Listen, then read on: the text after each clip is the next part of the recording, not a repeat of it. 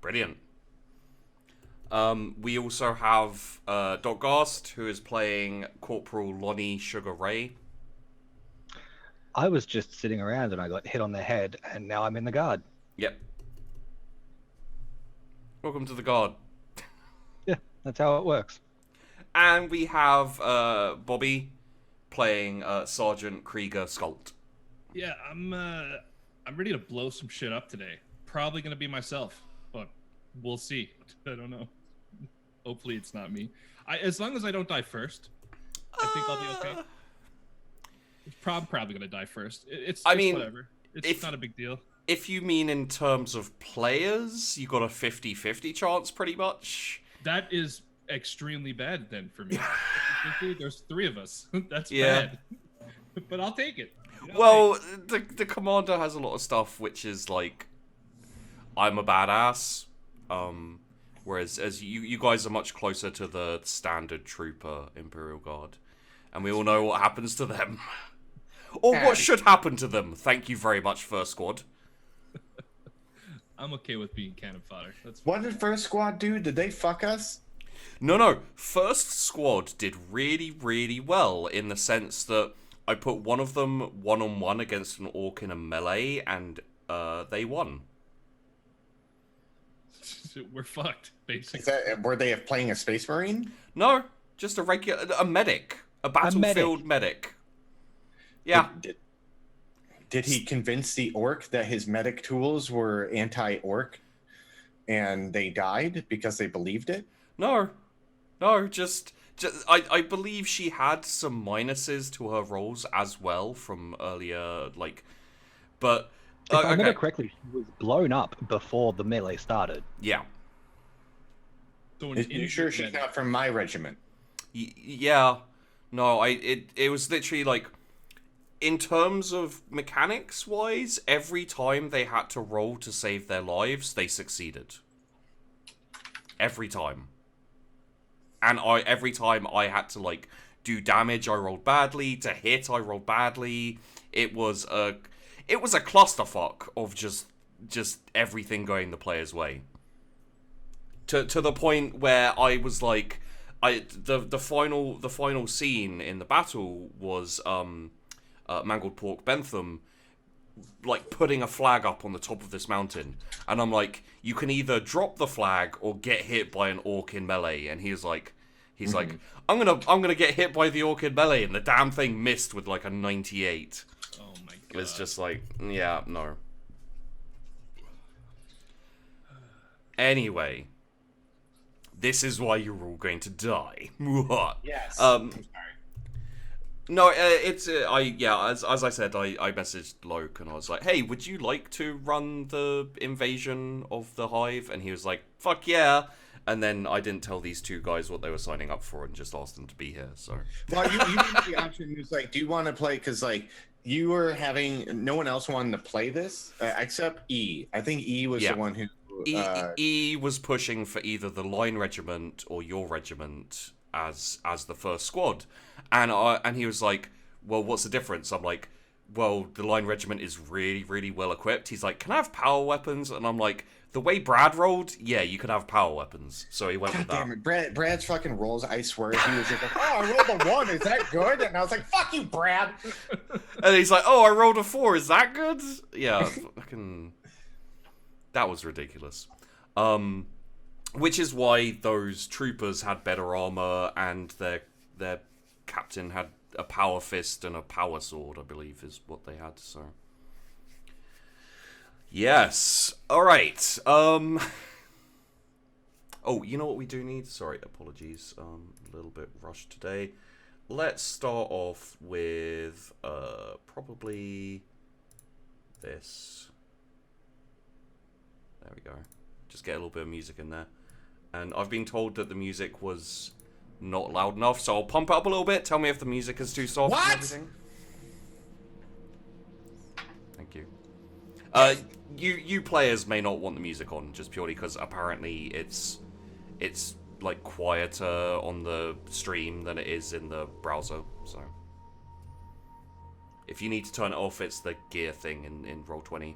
Yeah, and you can just adjust it for adjust it down. Yeah. Hold on, let me do that because I'm glad you told me that because that was actually incredibly loud. Yeah. me yelling or the music. Both. The music. Oh, okay. I could only barely hear you yelling over the music. It did come in loud. Secretly, I want Doc to die, and you know why I want Doc to die? Okay. Do you remember when we all played Battlestar Galactica? Yep. Do you remember who put me in prison for the second half of the game? Yep. Doc. Yep. I haven't forgotten Doc. I do believe he was right. He was either a. I was a replicant, and I'm purposely getting it wrong to piss off all the nerdy people in chat right now. Yeah. I do remember that, and yes, I do remember putting you in prison, and it was like a sudden switch where someone else was in prison, and then I used the presidential powers thing to swap you around, and was like, "Ah, we've got you," and then we lost anyway. Yeah. Because you guys, because I was very convincing that I wasn't a Cylon, and I had people rooting for me to get me out, and then I forgot who the other Cylons were. But anyways, I think It was a good game. yeah, it was. I think that was all Brad's fault as well. No, yeah, because Brad was like, "You're a Cylon," and I Yeah. was like, I didn't even say anything. I was just like, Yeah. okay. He literally accused everyone at some point of being a Cylon, even But, himself. Yeah, but like he was so everyone paranoid. believed it when they said, "Oh, fucking McLokin's a Cylon," Yeah. and I was like, "Don't shit on my dreams," because I was a Cylon. Yeah. And I was like, "God damn it, Brad." So. He passed his charisma check. Mm. So, we are now going into the game. This invasion will happen at the same time as the first squad and the third squad. Incidentally, the third squad, for those of you interested, it's going to be the same time. This kind of midnight slot after this 2-episode second squad series thing. Mm-hmm. It's going to be the Breath of the Emperor. So it's going to be the crazy, drugged up melee guys running into... I don't know how that's going to go at all. That's Meta's regiment. It's I feel like they should have. We have the two fucking craziest armies doing the pincer maneuver, and I was like, I mean, You have Vandy's regiment as the anvil. oh wait, where did Meta's regiment go? They're like wandering off by themselves as commanded by their commander Meta. I don't remember. I thought she was in the pincer maneuver, and then Vandy's was up north taking over the farm. No, that's Peachy's. Oh, Peachy's is going up north. Terrible idea. Peachy's- We'll get into that at some Peachy's point. a bunch of Australians and fucking. And if you guys are wondering, they're a bunch of thieves, and Yeah. I'm just, using Australia's history against them. Yeah. So No offense, It's Doc. accurate. I love you, Doc. But So, I'm still mad about that game. going in to your regiment, the Naboom Bangshee Regiment is from a death world where everything explodes. Your plants, your animal life, there are insects.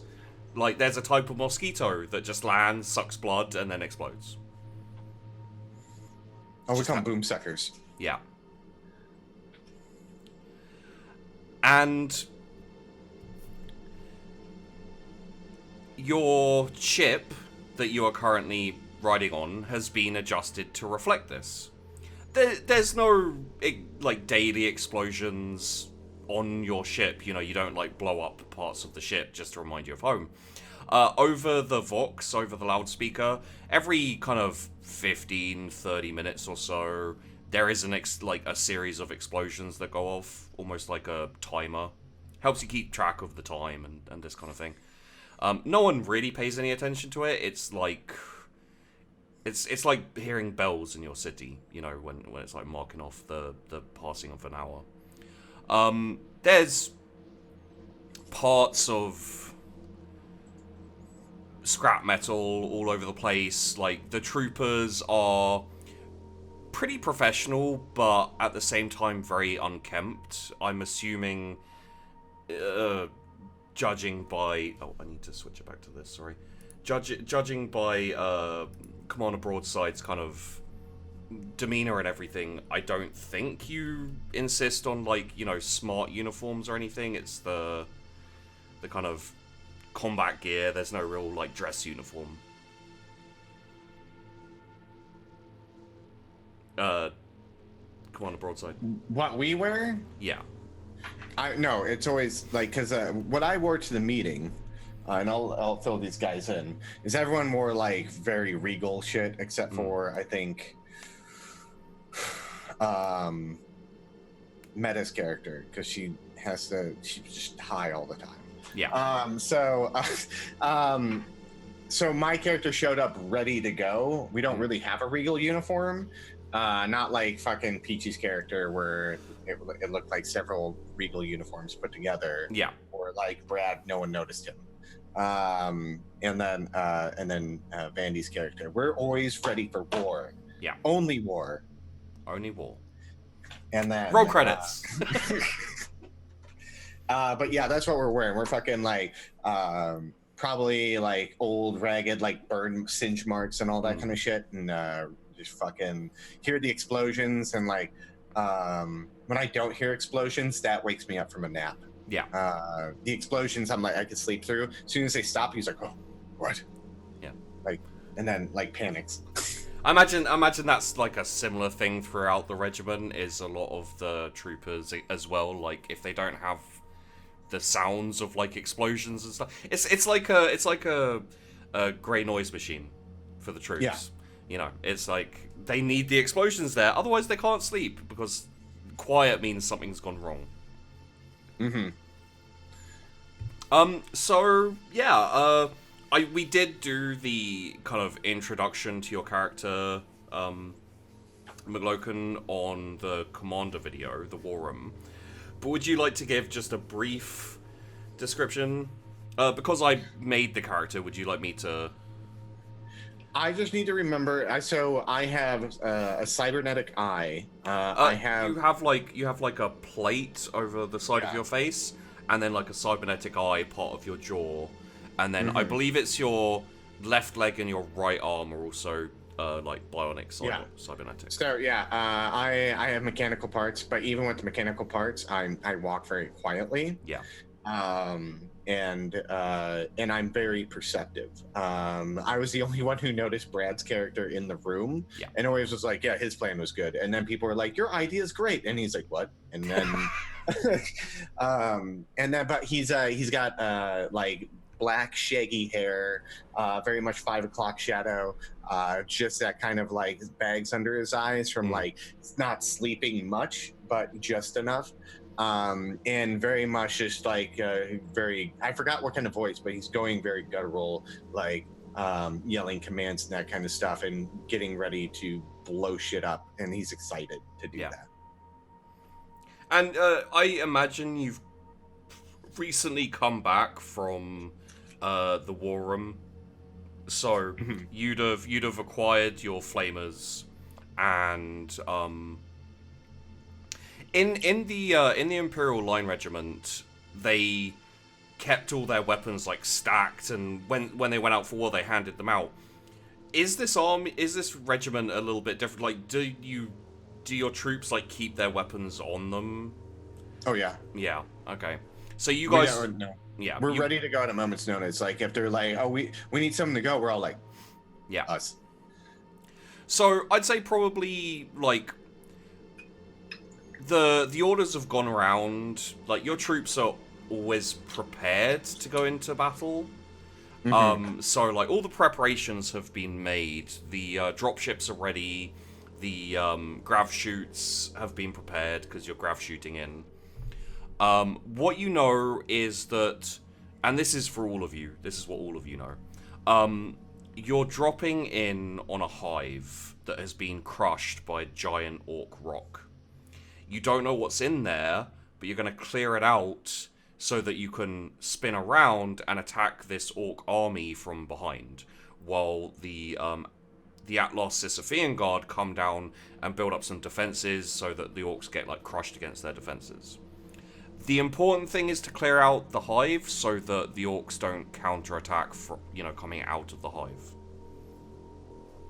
Also, we're taking people from the Hive and making them in the army. Yeah. Even though they're not going to like it, but fuck them. I mean, we'll see, I guess. Depends how many are alive and, what's down there.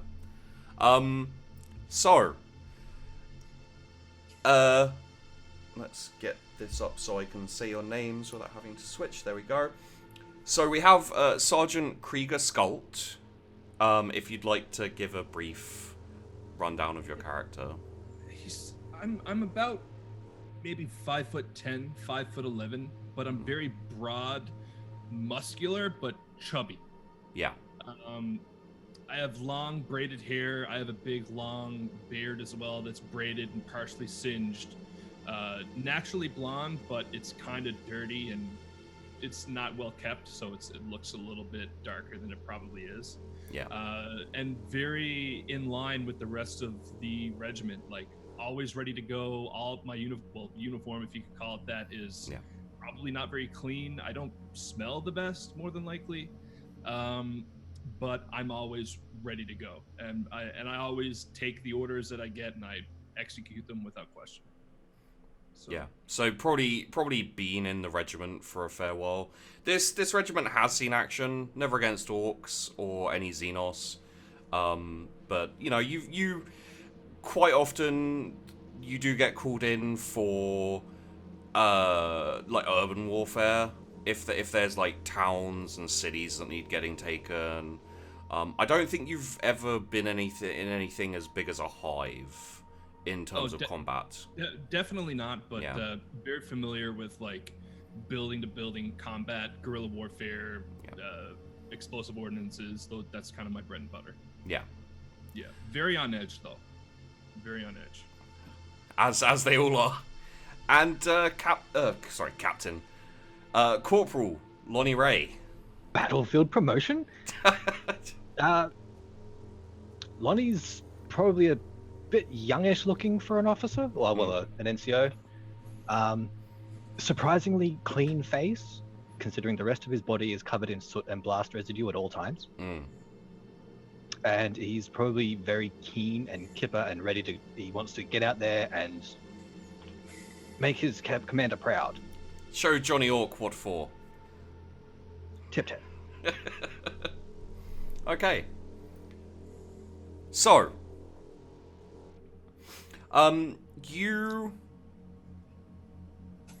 I think you, both you, Sergeant Skult and Corporal Ray, I think you're both part of the, kind of command structure.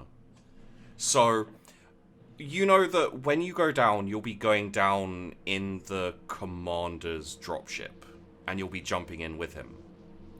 So I think the first important thing to ask Command Broadside, what wave are you going down in? Oh, that's a great question. Would he be in the first wave? Ooh. You will know that because you're dropping down kind of around and into a hive, and there's an Ork Rok on top of it, the anti-air is going to be fairly strong. So the first wave is going to be taking out the anti-air and blowing up the cannons. Yeah. And then it's us. We're second wave as soon as we get in there, and then we're blowing up Orks. Yeah. Yeah, the first wave, and all of the waves in fact, but the first wave is also going to have gun cutters with it and bombers and stuff, which are going after the like anti-air defense. So, okay, so yeah, the first wave is going to be not cannon fodder, but high death, probably, and then, depending on how they do, the next waves will be a bit less... Do we have bombing servitors? I just want to know that. No. Do you mean, like... Do we have servitors that we can stick det packs to? You probably have a few, but they're like ship servitors, as in they do stuff on the ship. Like, you could take them, but they would then no longer be running things on the ship, which means the ship would be kind of low manned, as it were. Mm-hmm. So it's a possibility. But the ship would be low manned. Okay. Mm. We don't want to do that. So I mean, like, yeah, the first wave, it would be full of the quickest and craziest people, and probably people who have committed crimes and are trying to or do a penance for the Emperor by blowing up these anti-aircraft cannons. So quick, tough, and crazy. Would this be like guys who've gotten into fights with each other in the regiment, or like nicked something from like one of their bunkmates, or are we talking like like, is it kind of like almost any infraction that goes against regimental rules? Or... especially stealing. We don't steal from each other. Yeah, because unless someone blew up, if someone blew up, their shit's fair game. Yeah. Okay, so it's kind of like on death, everything is fair game. Yeah, in that sense. Okay. All right. Good to know. Because we need to use it later on down the road, right? Yeah. They're not going to use it. They're dead. They've served the Emperor. We need to serve the Emperor, so we need their shit. Wow, you guys got into the whole Death World thing really quickly. Okay. Oh, yeah. there's no way the Naboom Bangshee don't have a ridiculously loyal vanguard. Like, that's probably that's what they're all about. Like, I can see members of the regiment, like, you know, still having that mentality of survival and all that kind of thing. So it does lead some troopers to be like, I want this food, I'm taking this food, even though they don't need it. And then they get caught and punished, and, you know, like... Yeah. The loyalty isn't in question, it's just sometimes We're not Peachy's regiment, okay? Yeah, Shit. no. I don't like hanging out with those fuckers. I imagine a lot of the uniforms stolen were from your regiment, just purely because we don't use you them. don't really use them. Like, yeah, like we haven't noticed they're gone yet. Okay, so yeah, I'm gonna say most likely, like, you have kind of an hour or so before the first wave goes out, then maybe 20-30 minutes after the first wave till your wave goes. Like, obviously, once the hour's up, there's going to be like a... Well, Commander Broadside, would you have like a ship-wide alert and have everyone like kind of standing ready to go and prepared with when the first wave goes? Or would it be more kind of like, you know, there's 10 minutes till the wave goes, everyone into their dropships and, you know... No, we're ready to go 24/7. Okay. So it literally just needs like an alarm, and then suddenly all the troops. The alarm is silence. Once you hear silence, you know shit's going down. That is perfect. Yeah. Okay. So yeah, you are probably then you're all seeing to your equipment and just going over your det packs and your equipment. Both Skult and Ray, you have flamers along with your M36 lasgun with grenade launcher attachment. I'd probably be just going over the weapon. Like, I'd say it's hands down the best kept thing about me is my weaponry. Like, if anything's in working order, that's in working order. Yeah. And I would be to all like the lower troops around me, I'd be making sure that their equipment is in tip-top shape. Yeah. Okay, let's have a look here. I don't think you guys have tech, and that's not really what's needed. Give me a scrutiny for this, just, you know. All right, I'll give you a scrutiny. Yeah. If you want to go over your weapons or troop weapons and etc. Of course. Any pluses? No. All right. 1.9. 2 for me. The gear looks in good nick. You haven't been sent out even for like, smaller skirmishes for a little while. You've been attached to this fleet and then additionally to this command group.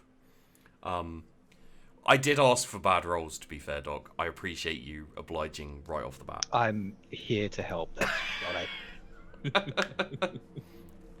what Every morning, I just saw your nickname. So. Yeah, yeah.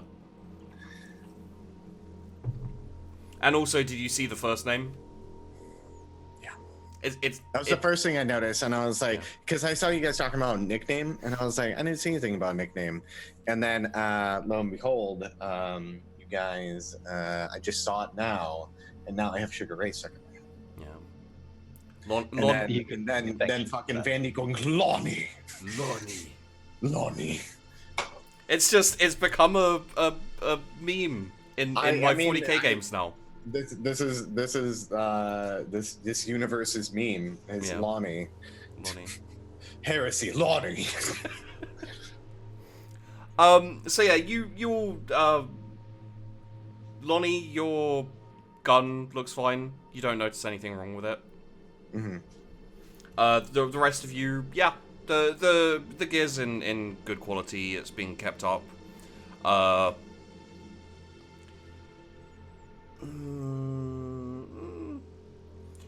You probably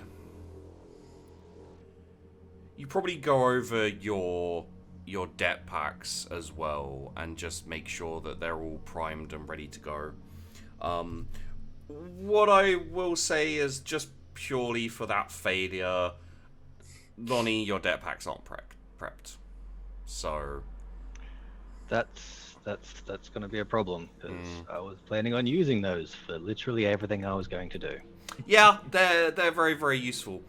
So in this build up, is there anything you guys would like to gain? Like, because you're as part of the command squad, like in terms of maybe a chainsword if you'd like, or maybe a slightly better gun as opposed to your las gun. Wait, do I have a melter gun? You could do. I thought I had a melter gun. I think that I'm trying to make sure I'm not mixing up campaigns right now, because fucking Fred Ward does not have a melter gun. He does not know. I think this character has a melter gun, but we didn't put it down. That's fine. If you want to add in a melter gun, go for it. Yeah. Okay. Yeah. But I would go over everyone's equipment to make sure they're ready to fucking go. Yeah. Lonnie. Yeah. Sorry, sir. His equipment's fine. Lonnie. Yeah, so add in that multigun. You know how to add in like the damage and all that, right? I have to find it, but okay. I'll just Google it. 'Cause, yeah, that's what I do. Okay. Yeah. So Lonnie, Corporal Ray and Sergeant Skult. If you'd like to acquire something, it will be a roll on your. It is. I think it would be your acquisition, which is based on your fellowship. So, if there's anything you can think of, honestly, you're pretty decked out. You're not set for close combat, but you're up against orcs, so you're muted. I turned up the wrong mic. Can I have an Inferno cannon? Instead of a heavy flamer and a melta, just have an Inferno cannon. Inferno cannon is vehicles. Is it? God damn it. The bit where it says type and then it says vehicle. Oh, yeah, no, I see that now. Okay, yeah. Well, I'm going to mute myself again. Okay. I mean, you could have an Inferno cannon, but I'm not sure how you'd fire it.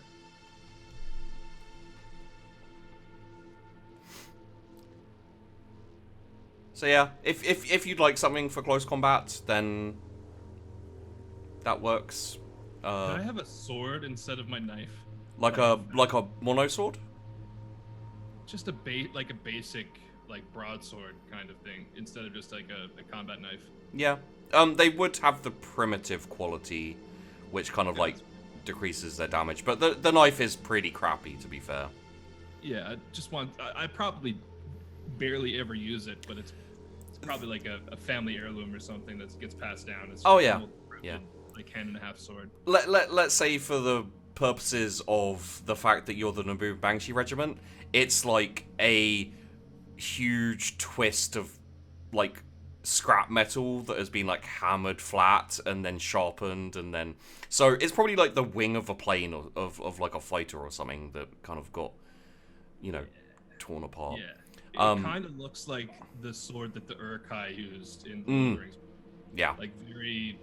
It's a sword, but it's not. It doesn't look like it was made in a real smithy. Yeah. It's not some like fencing saber or something. No. So what did Lonnie not have prepped? His debt packs. Okay. I give him my debt packs. Okay. And then I go through, and in my time waiting, since my weapons are good, I'm gonna arm more debt. Take his and start arming his. Okay. Yeah. Give me a tech use. I will do that. Every time before we go to war. Let's see. There's always Any one pluses? trooper who doesn't see his debt packs. Yeah, give me a plus. Take a plus 10, just purely because it's not like super. 7.3. Not needed. What did you roll? A 15. A 15. Okay. With Christ. a 15 with a target of 88. You didn't need that plus 10. You know what? I'll always take fucking pluses. Don't even fucking. For how many times, Sheepy? How many times we fucking played the campaign and everyone was rolling 90s consistently? Bobby's witnessed this. Oh yeah. Yeah. It's I mean, been I experienced that as my Orks last episode, so you know. So yeah, like I give him mine, and as soon as like you catch them, I'm already got like mine armed. I'm like, Yeah. Thank you, sir. I was having a little trouble with the switches, the wire. Yeah, you gotta lick the wires. Just like Mother used to make. Yeah. There's like sparks as you do this, and it's like no one. There's no like flinching or anything like that. Like your troops know when something's going to explode, so yeah. Mm-hmm. I miss Mama Ray's boom pies.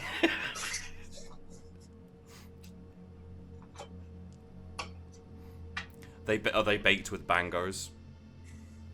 Oh yes, they are. I forgot about bangos. Yeah. Do we still have bangos? Yeah, you guys, Okay. you probably got like a grove of bango trees, like. Okay. If you guys don't know what bangos are, they're mangoes that explode. Yeah. They're predominantly used as a weapon by the Banshees, the simian-style multi-armed creature that lives on Naboom. And it tastes delicious. I'm probably eating some sliced up bango right now as a snack. Like It's you like have Pop to Rocks. diffuse it before you eat it. Oh, I would have like sliced up like the flesh before, and I like have a little pack like in one of my pockets. I'm taking them out and I'm chewing on them, but I don't care that the juice is going everywhere. So my beard is just stained. Yeah. Like with bango juice. I can Instantly. imagine being a cook in this regiment is like one of the most dangerous positions. Yeah, it's the cook in the regiment is the equivalent of like the bomb squad in any other in any other regiment. It's like very respected, very dangerous job. But yeah, instantly you guys all have an insignia somewhere on your uniform, like whether it's on like on the side of your trousers or of your like fatigues or whatever. And it is, I believe it's on a green background. It's an arm of a Banshee throwing a bango. Okay. So that's like this insignia of your regiment. I accept this. So yeah, you guys are all Wait. Can our call sign be Bingo Bongo? call sign. Yeah. Sure, yeah. Bingo Bongo. way down deep in the middle of the Congo. Bingo, bongo, do. It's probably like a battle song. Like I'd say as we're probably approaching the planet, I would start singing that tune and get everybody going. As Like people, a chant, everyone just going bingo bongo, bingo bango bongo.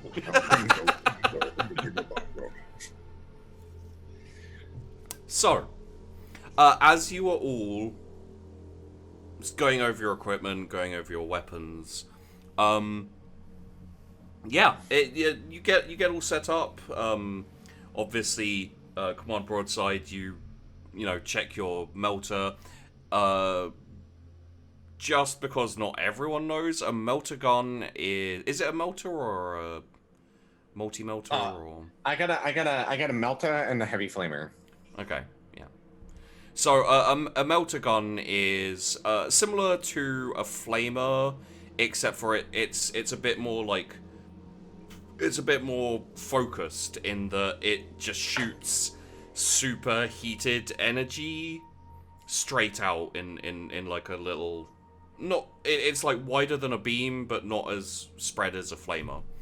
And very often it can be used to, for example, cut straight through a tank or a wall or literally anything. It's superheated energy. Yeah, it's ridiculous. So I think around about when the half-hourly explosions are supposed to go off, just like there's complete silence on the ship. Just Is that what? No, we're supposed to leave in an hour, right? yeah, it's been around about that time. What's going on? Uh, Mr. Quiet. Commander, I'm assuming we're getting ready to launch. Bingo bongo, let's go. Bingo, bongo, bingo, Bingo bongo, bingo bongo. Are we like marching in step with Yeah. the beat? Yeah. Yeah. Except for it's silent because your regiment. There's no footsteps. Yeah, We're all there's paranoid. no. Yeah, you're all paranoid. You're all used to stepping lightly because there's always a chance of. Go, bingo. Oh, That's all you hear. one thing that's important for you guys to know, because it's something I've added to the regiment recently, like last week. Your whole regiment has a sign language. Okay. So a complicated gesture of kind of, it's a mix of like sign language and military signals. Basically, it's because your planet is so loud. Sometimes you have to communicate, like, so you communicate vocally as well, but it's kind of like a mix of hand signals and words and all that kind of thing. So you can use either, but if you're in a situation of like high intensity noise, you can signal like across the battlefield to other people to give orders and they'll understand you. So yeah. Okay. I'll make up hand signals on the fly. But yeah, like we're going down. Bingo bongo. yeah. So you guys, the entire regiment starts kind of flowing out and joining this kind of procession. It's strange because the only sound that can be heard is like, and I imagine you guys aren't like even like you're not shouting it. You're probably not even saying it. It's probably like a soft whisper of just like bingo bong. So it's just that. Like a procession of troops with the majority of the troops have like tank tops, like kind of khaki trousers, vaguely camouflaged in like a very neutral like woodwork almost anywhere, kind of grey, greenish. And yeah, the combined explosives in your regiment is enough to blow up this ship like threefold. This regiment is all about their explosives, and they all have det packs issued standard. And you you're taken to like this big hangar area. Like the first kind of 6 or 7 waves are forming up in this hangar area. The dropships are all set up nearby, and the first wave is actually already going on. Like they were preparing to jump on the dropships even before the silence hit. And you don't really need to be issued with anything aside from your grav chute. So you kind of, there's like one of those military issue equipment tables where everyone walks past, and it's like usually it's like weapon, gear, all that kind of stuff. You've got all that on you already, so it's just like grav chute 1, grav chute 1, it's just one dude handing out a grav chute. And for those of you who don't know, grav chutes are similar to parachutes in that they're like a very quick burst, like jetpack that slow you down and let you land without, kind of breaking your legs and everything like that. You guys are set up all ready to go. Would you like to do a speech before the... Oh, yeah. Yeah. So as like the silence is there, and he's like, we do not like this silence. We will make explosions for the Emperor. Bingo bongo. Bingo bongo. Bingo bongo. There's probably like banging on the chest armor when we do it. Just make as much noise as we can. Like, I'm for this. For a second, I was like, maybe they'd explode themselves, but I almost like, for a part of me, I was like, we don't like this silence. I was like, all I could think about is like this silence offends Slanesh, and then loud techno music starts playing. Stop trying to invoke Slanesh in all my games, Loke. Come on, man. I thought you'd learned. Are we piling onto like a dropship sort of thing, and then we're jumping out of the dropship? Yeah. Okay. So you'll probably be dropping out about halfway down where the Hive spire would have been. Quite often Hives, like their spires like pierce the clouds, and they're like almost up into the upper atmosphere. So they're pretty big. This one, however, has been toppled and destroyed, so like you'll be pretty high up. So the first, with that, it's very much like the regiment is used to Commander Broadside's, very very kind of like, let's get out there and kill them kind of speech. It does as much as other commanders' speeches in inspiring the troops. In fact, would you like to roll me a command? Broadside? I will. Any pluses? No. Do bingo bongos give me pluses? No. 3. Yep. No. It's they're all set up, raring to go. They're ready to create some noise. And I said create some noise because make some noise is what a person says at a concert, and I don't want to go down that road. So. Come on, Naboom Bangshee Regiment, make some noise! Yeah! Bingo bongo!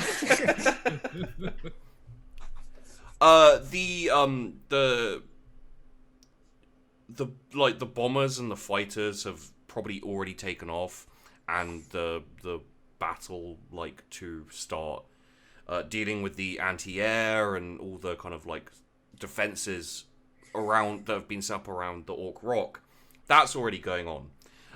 Your troops board the dropships, the backs close. So, to give you a basic idea, it's kind of like almost like a Comanche helicopter. It's got that kind of shape of it. And then it opens in the back. So, it's like, you guys are going to be jumping out the back. And if you land, you walk out the back. And it takes off. It's... As soon as the bingo bango battle cry happens, it immediately goes silent again. So like the thrusters from the ship is like from the dropships are like the only thing piercing as they take off and they head out, and We're all like, tapping in our ear to get like a little simulation. Yeah, there's probably a little bit of rattling of gear and checking of weapons that's providing a little bit of like background noise. Probably sharpening the sword with the whetstone. Just like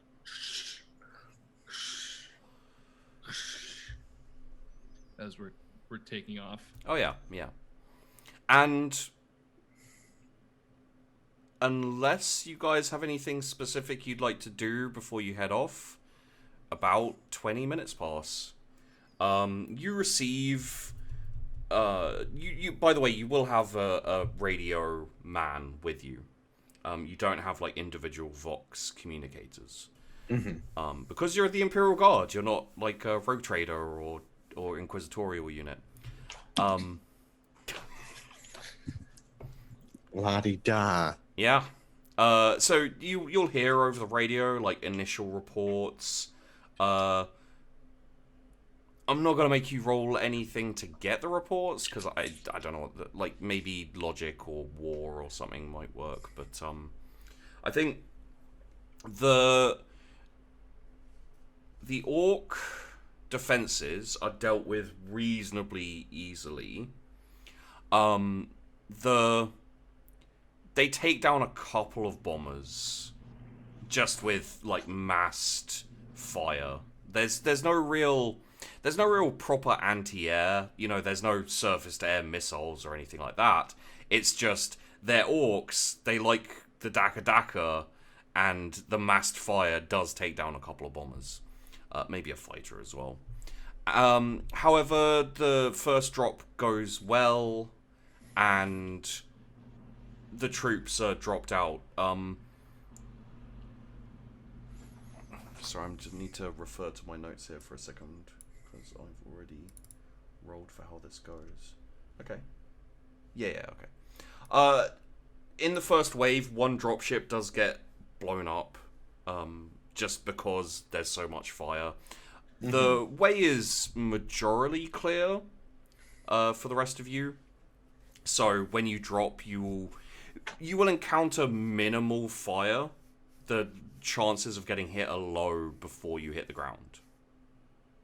So, the dropships come back. They open up. Would you like to go in the second wave? Yes. Okay. You pile in. Multiple kind of companies and smaller squads, all piling in together. You have your command unit, your command squad. They go in all as a unit. Obviously, Sergeant Skult and Corporal Ray, you are a part of this. If you'd like a specific job, like radio operator, or like, for some reason, I think Lonnie is Commander Broadside's Batman, but basically, yeah. Yeah. It's not like his official role, but he's very happy to fetch the coffee, sir. yeah. So kind of Batman. Oh. Uh-oh. We lost you for a second there, just a little bit of robot. Oh, okay. I think you're good. Yeah, so like kind of a mix of Batman, Gopher, like Batman and Gopher? Wait, what? Oh, he like digs in holes? no, like Gopher, like go for this, go for that. Oh, okay. I thought you said like a gopher, and I was like, so Gopher Yeah. Man. He's All Bat, right. he's Bat Gopher Man, obviously. All right. I'm Combines excited.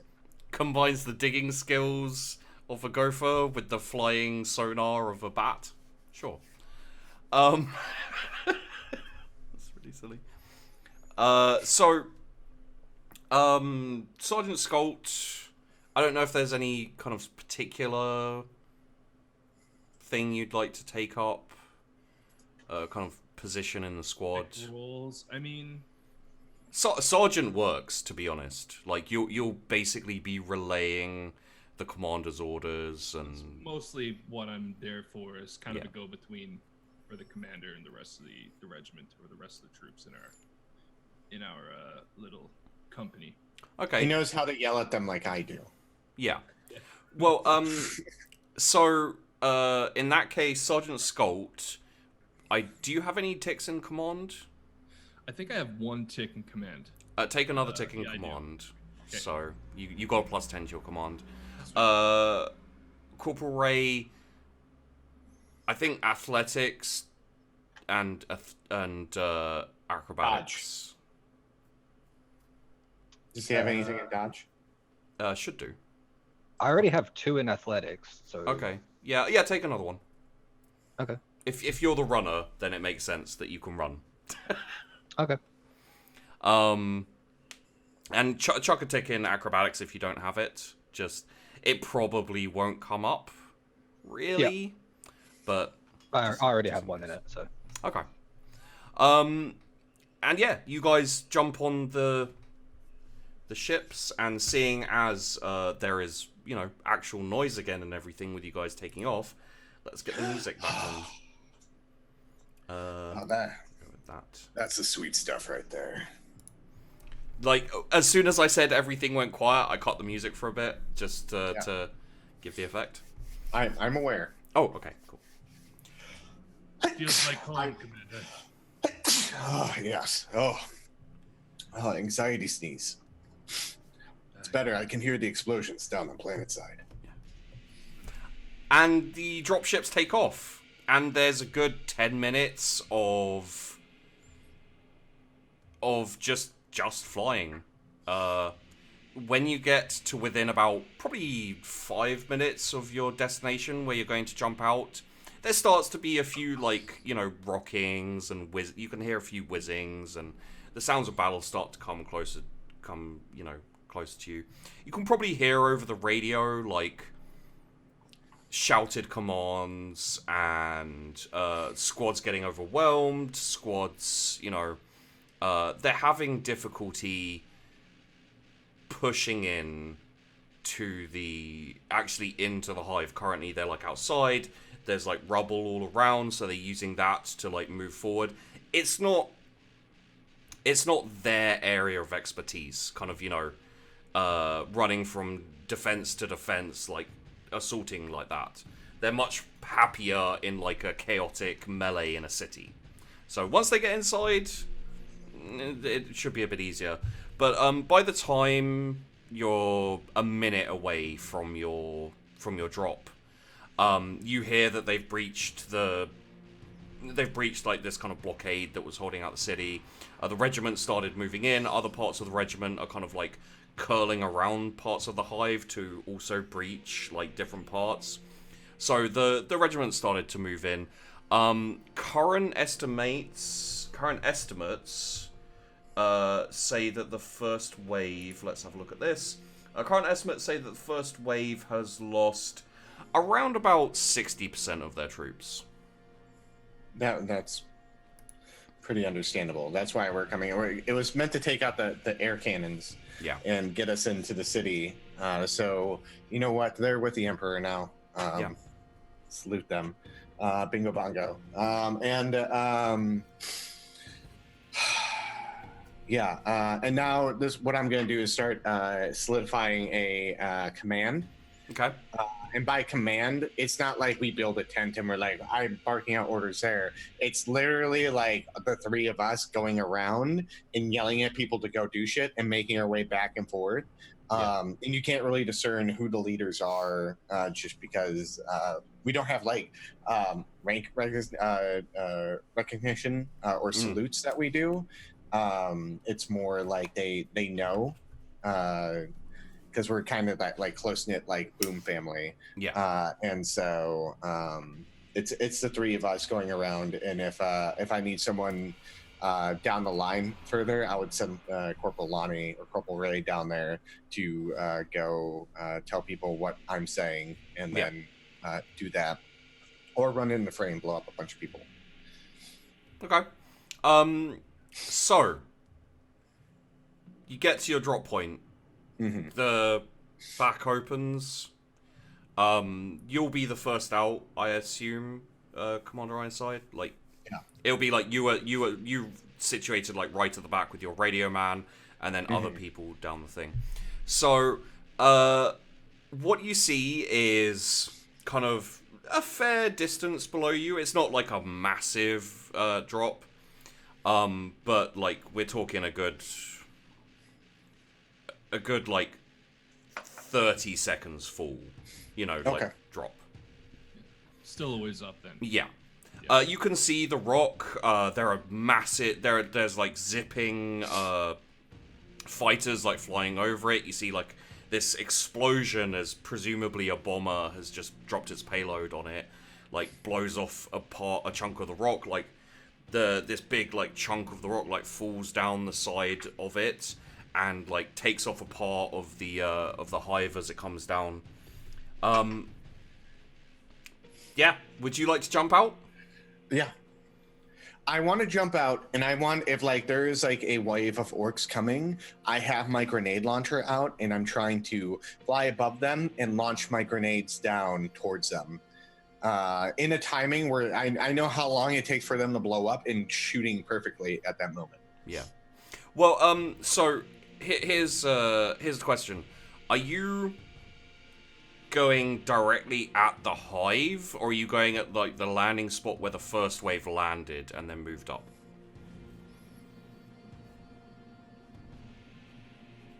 The hive. I don't like that grin. Yeah, me either, honestly. It's a little The hive. If you go for the hive, it will be more difficult to land because like it's rubble and twisted metal and rock and And so, we're like, not used to that? I mean, you're not really used to grav shoots. You don't use them all the time. You're using them in this instance because landing would have been dangerous. So, like, you can go for the hive. I presented it as an option because it is an option. However, your troops have like landed below you on like this kind of rubble filled, but it used to be open plain, and then like there's just bits of hive all over the plain. So they've been using that to like push up, and they've breached the hive in a few locations now, and they've started to move into the actual hive itself. Oh, fuck it, we're going to hive. Okay. If you'd like to land at the like base of the hive instead of like on the hive, that's yeah. I mean, the closest I can get into the hive, and in the chaos, that's where I want to be. Okay, so there are holes in the top of the hive. Like there's parts where you could drop in actually into the hive in the middle of the orcs. I'm assuming you don't want to do that. No. Okay. I'm not that stupid. I mean, look. Like pretty much to the point where like people are breaching into the hive, and then like they're like meeting with the orcs, and we're coming down, and like I'm launching grenades into that fucking first line of orcs and like helping my guys out. Well, there's still like there's like the walls going up for a good like 50, 100 meters. Like that part of the hive's still there. Mm-hmm. So, like, you wouldn't be able to launch grenade launchers into the orcs because the orcs are inside. But okay. you could land near the breaches at the very least, yeah. Can I help destroy cover with my melter gun? You'd have to get in close because the melter gun has a really short range. And I would get picked off right away. That's stupid. So, no. I'm going to get to a point where I can help out my people. Okay. Yeah. And inspire by my presence as I land with my fucking weapons drawn like a crazy fucking asshole yelling bingo bongo. Yep. Bingo bongo! And then fucking like running forward with them. Okay. The commander jumps out. I would say like I would jump out just I would be last. I'd say the commander jumps first, and I'm just like go, go, go, go, follow the man in front of you, go, go, go. Because if I die, he takes over. Your second in command is a sergeant? Fucking who knows, man. Okay. Yeah. It's literally whoever picks up his gun. Yeah. Pretty much. We don't have fucking insignias on right now. So yeah, and I imagine you don't really have like it's like proper... the Navy SEALs, right? Yeah. Like their rank doesn't really matter. Like it's there, but a lot of them they're like a combat brotherhood. So they're not. They don't salute each other and all that kind of shit. They're just like there, you know. Like very much like that. Yeah, similarly trained. Mm-hmm. Follow the strongest kind of thing. Yeah. Okay. We're orcs. Without the unnatural toughness, unfortunately. Yeah. Or the So, Sergeant Skult is there, kind of go, you know, tuck your knees, like hold your gun, you know, make sure you don't lose anything. Corporal Ray, I imagine you go out pretty much straight after the commander, like with the yeah, I was probably like just radio about man. right on his back, straight behind him.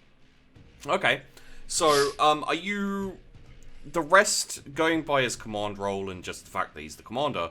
The rest of the regiment, the rest of the kind of platoon, let's say, is following the commander. Like he is their kind of focus point of where they're landing. I assume you follow the same route. Yeah, planning to land like right by his side. Yeah. Okay. And then as the last man goes out, Sergeant Skult, you, I assume, with no hesitation, just kind of chuck yourself out the back of the dropship. The second that the last person goes, I'm just look up to the front and like wrap on probably the side of the ship with my gun or something, just to let them know that we're gone and I'm out. Like smash the close door button and like close ramp button and then like run out the ramp. It's not a button. It's a bango, and you hit the bango and you jump out. Yeah. Yeah, just make a loud crash and I'm out the back as well. Yep. And you can hear the dropships like the ramp closing up, and they're like pushing back up into the atmosphere to go and pick up more troops from the ship. 3rd and 4th and 5th waves. Okay, so the first thing I'm going to need as you guys land, I'm going to say you land probably like a 30-second run away from like a few of the breaches. Like, these aren't massive breaches. These are breaches big enough in width for like 3 troopers shoulder to shoulder to charge through. And they've already started pouring in. Like other Imperial Guard regiments tend to be a bit more cautious in the sense of, you know, like, we have a breach, let's throw some grenades in, let's shoot it for like 5 minutes just to make sure everything's dead before we go in. Your regiment is like plant the charges, breach the walls, push in, start fighting house to house. Yeah. You know, they feel more comfortable in there anyway. So, let's get from you, come on, Broadside. Let's get a, I believe this is an agility roll. Straight up acrobatics or agility? I think it's just, it's a challenging +0 agility test. Let's see. It's not bad. It's not I don't bad. want to spend a fate point for it though. No, and like you actually don't even take any damage from this. Okay.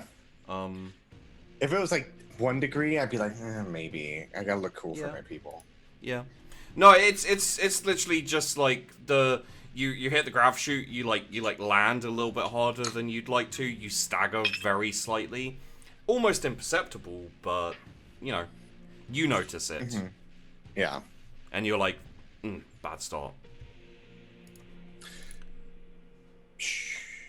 Getting that out of the way now. Yeah. And yeah, you land, and I assume you want to immediately like. Do you want to gather, because your like platoon is coming down? Are you more focused on like commanding your regiment or commanding your platoon, or would you leave that to like the sergeant or whoever? The platoon and the regiment would be fall to the sergeant. Okay.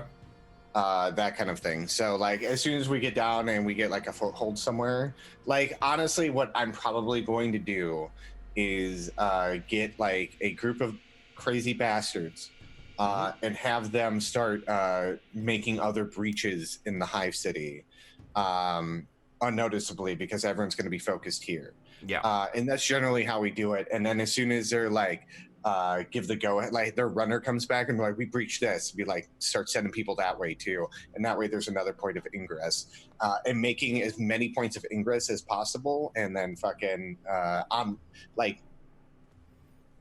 So, like, let's say this is the Hive City. We're all breaching up here, right? Like making points of ingress at like the 45-degree marks, and like having that like all pour in and making like a spearhead. Yeah. Roll me a Tactica Imperialis or War roll. Oh, what is better? They're both the same. So let's do Tactica Imperialis. Okay. Any pluses?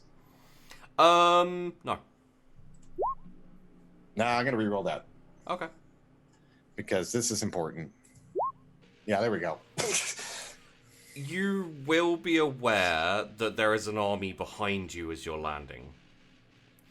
Depending on how the other regiments do, you could be facing an army like swinging round and coming at you.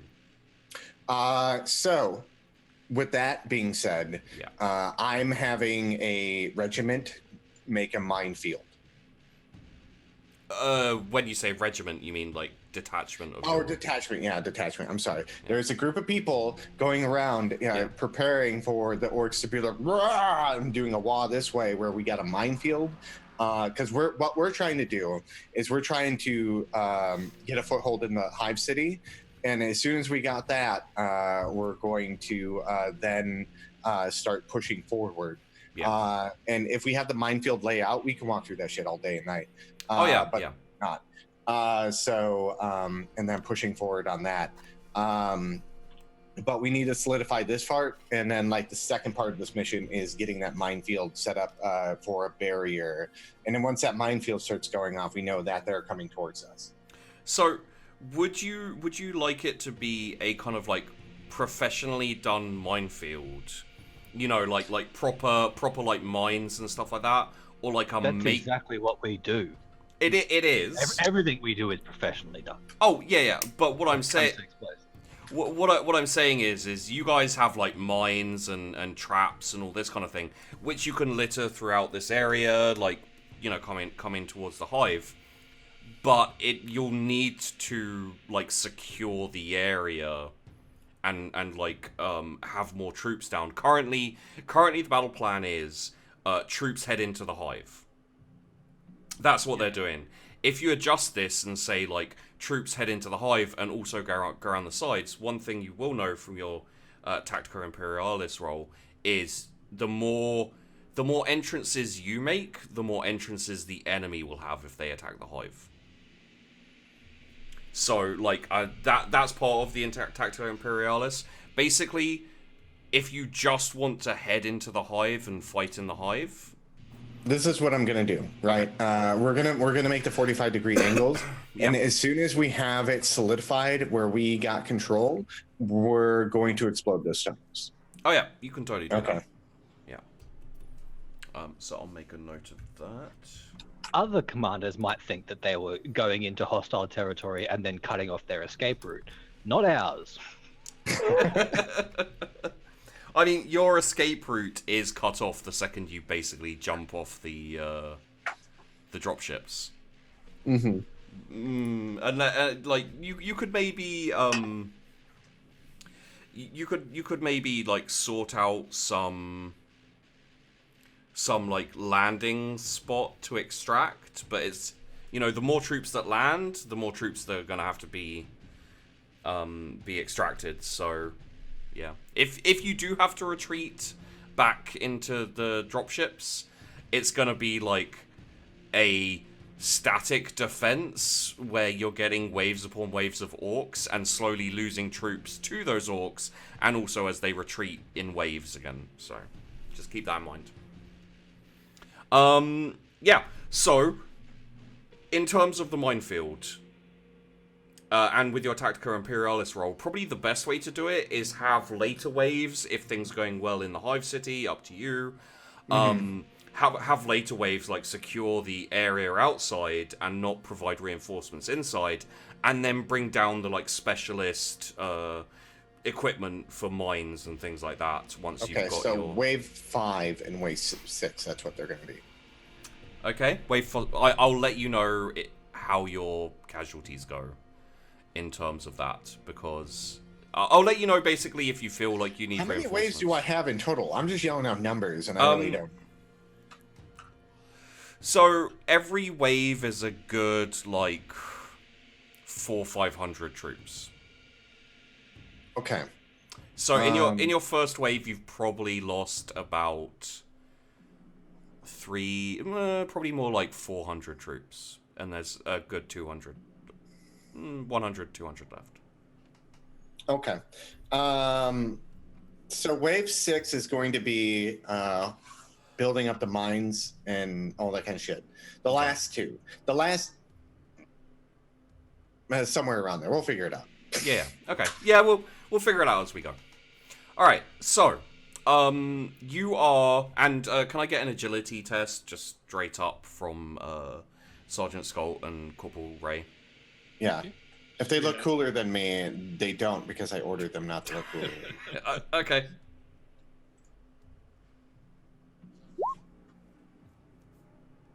Okay, straight energy. I believe I was adequately uncool, sir. Yeah. Yes. you fall the equivalent of 6 meters. That's not so bad. Basically, you're a little bit like nervous, a little bit like, you know. I think possibly this is your first proper engagement. Maybe you've been in a couple of skirmishes, but you've never grav shooted in before, and you misjudge it slightly and hit the release, and you drop higher up. So roll me acrobatics. No death right away. You're fine. Beautiful. Take a wound. I'm sorry, sir. I looked a little bit cool on the landing there. That's the wound. That's the wound. I punch him in the face. Yeah. Yeah. Take. What's my total wounds? It doesn't actually have it on here. It should be the same as what it says on your wounds. What? Yeah. What are my I don't wounds? have mine either. You guys really should. Okay, give me a second. Oh well, shit, dude. Oh yeah, I'm not gonna die anytime soon. Fuck, I got 36 wounds. Yeah. Just have 36 wounds too. Just match that. They do not. I'll take 30. You have. Oh, you don't have your thing. Okay, so it was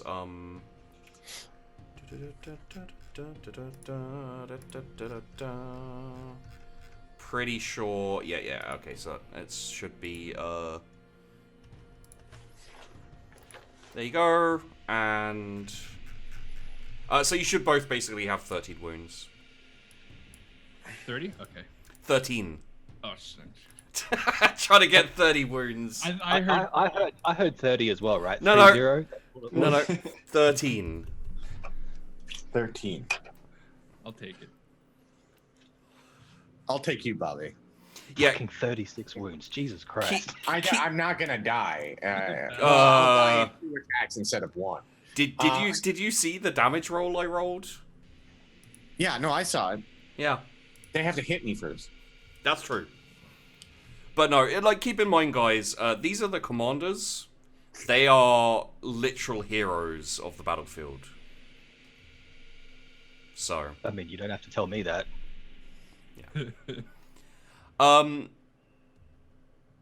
So. You guys have landed.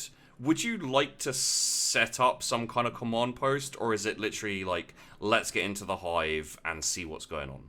There's going to be several command posts that are just shitty areas that are where like possibly we could be at any one point in time. It's nothing like fancy. It's not like any tents put up. It's just like a radio man who can like when a wave comes in, the radio man like radios you and he's like, "Sir, more troops," and you're like, "Send them inside." Piece of carrots. Yeah. Sheep, you broke the cameras on the stream. Oh crap! How did I do that? Did you hit chat? Ah crap! I did. Yeah. 1 second. There we go. See, professional Yeah. TTRPG streamer. Because I did that before.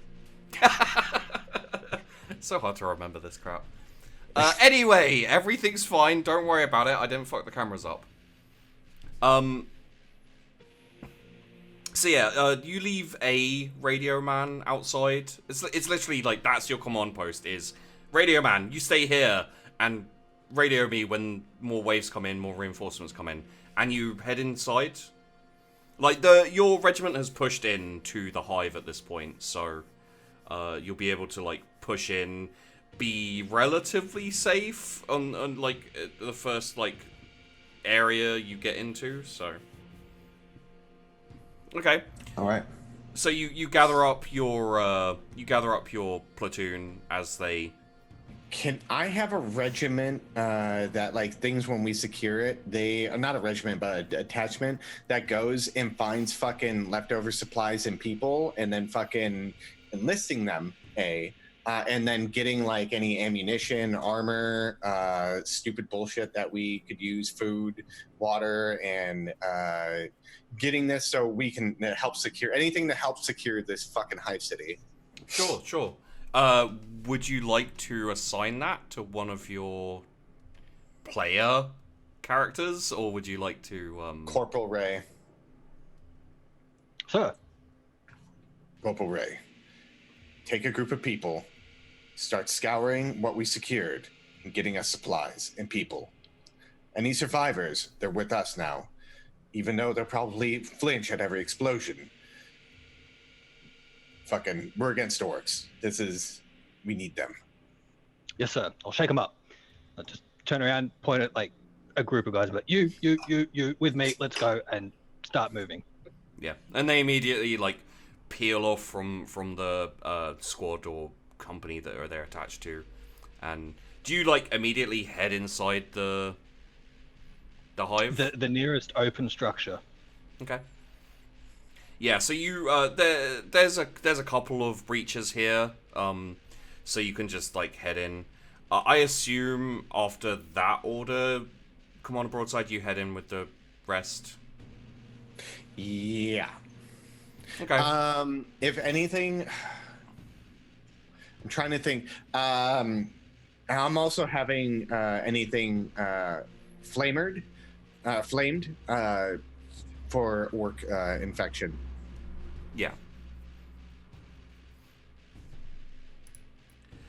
Yeah, so in terms of orc infection and that kind of thing, like that is going to be something that we narratively is just a thing where you clear up after the orcs, because otherwise it could get a bit like, you know, tedious where it's like, oh, you guys forgot to clear up after the orcs, more orcs spawn kind of thing. It's just like, so yeah, you don't need to worry about that. GP, I'm curious, how much time passes between when the commander hits the ground and when I hit the ground as the last of the... Probably about 30 seconds. Oh, this is pretty quick. Okay. Yeah, it's pretty damn quick. Like, cool. Your regiment is pretty disciplined. Like, they look slovenly and like the Imperial Guard, but they're not. Like, they know their duty, they know their job, so they all jump out without hesitation, you know, so it's pretty quick jump out. Cool. There we go. Yeah, when I hit the ground, I would rush up to Commander Ironside. Commander, everyone made it down. Good, now we need to breach. Where is our target? I'm kind of like looking towards the edge of the hive. Pretty much, he would look at this moment and be like, we need to get into the inner wall. Probably the first Adeptus Arbite station, since they'll probably be the most armed, holding that off and making barricades, and then getting regiments or detachments doing guerrilla warfare, blowing up the orcs, and then purifying those areas and moving forward step by step. Perfect.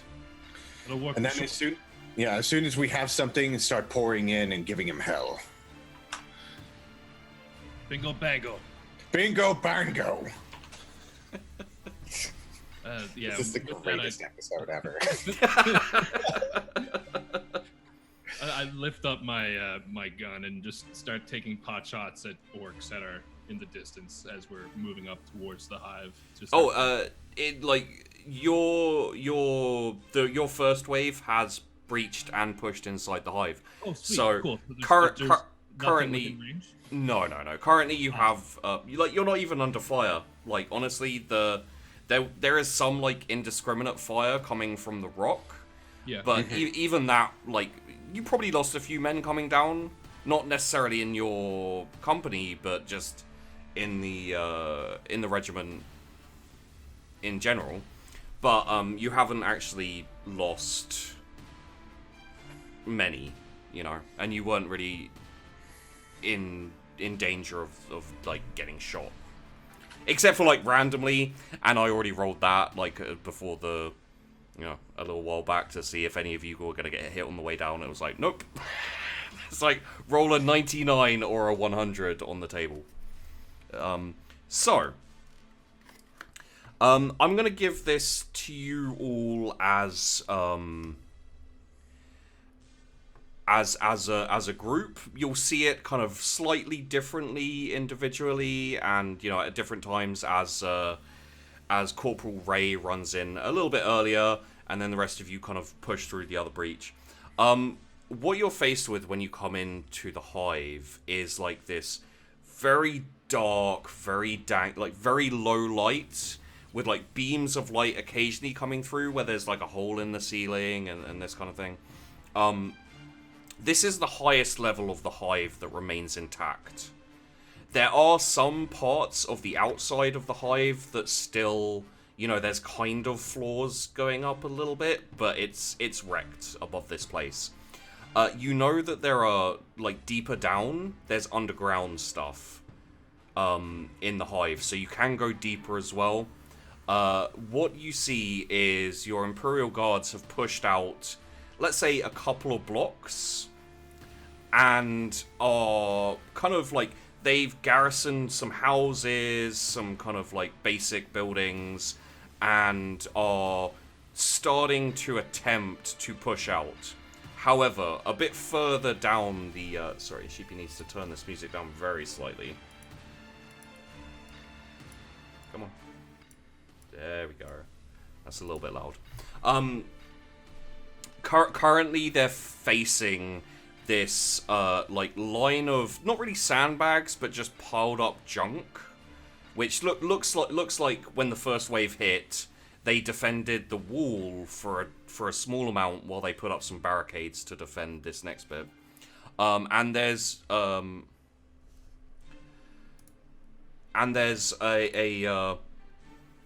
whole load of kind of smaller looking creatures that are like they've got guns, they're firing back. You see a couple of slightly larger what you can distinguish as orcs, basically, you know, running up and down the line, shouting and you know, kicking and occasionally killing.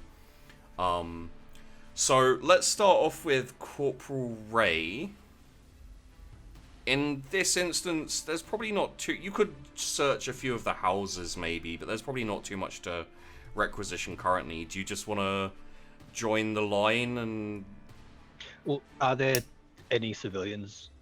No. Like, not a single one? You could...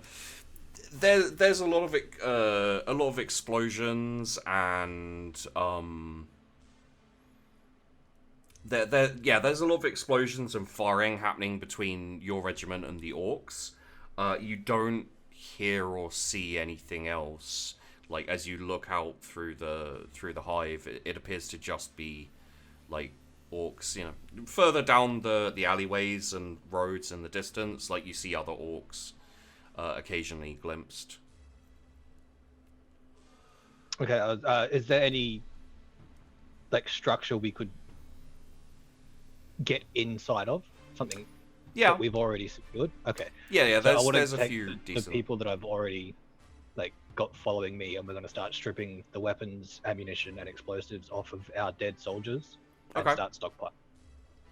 Okay. Yeah. Honestly, like your regiment isn't currently pushing up, so that's fairly easy.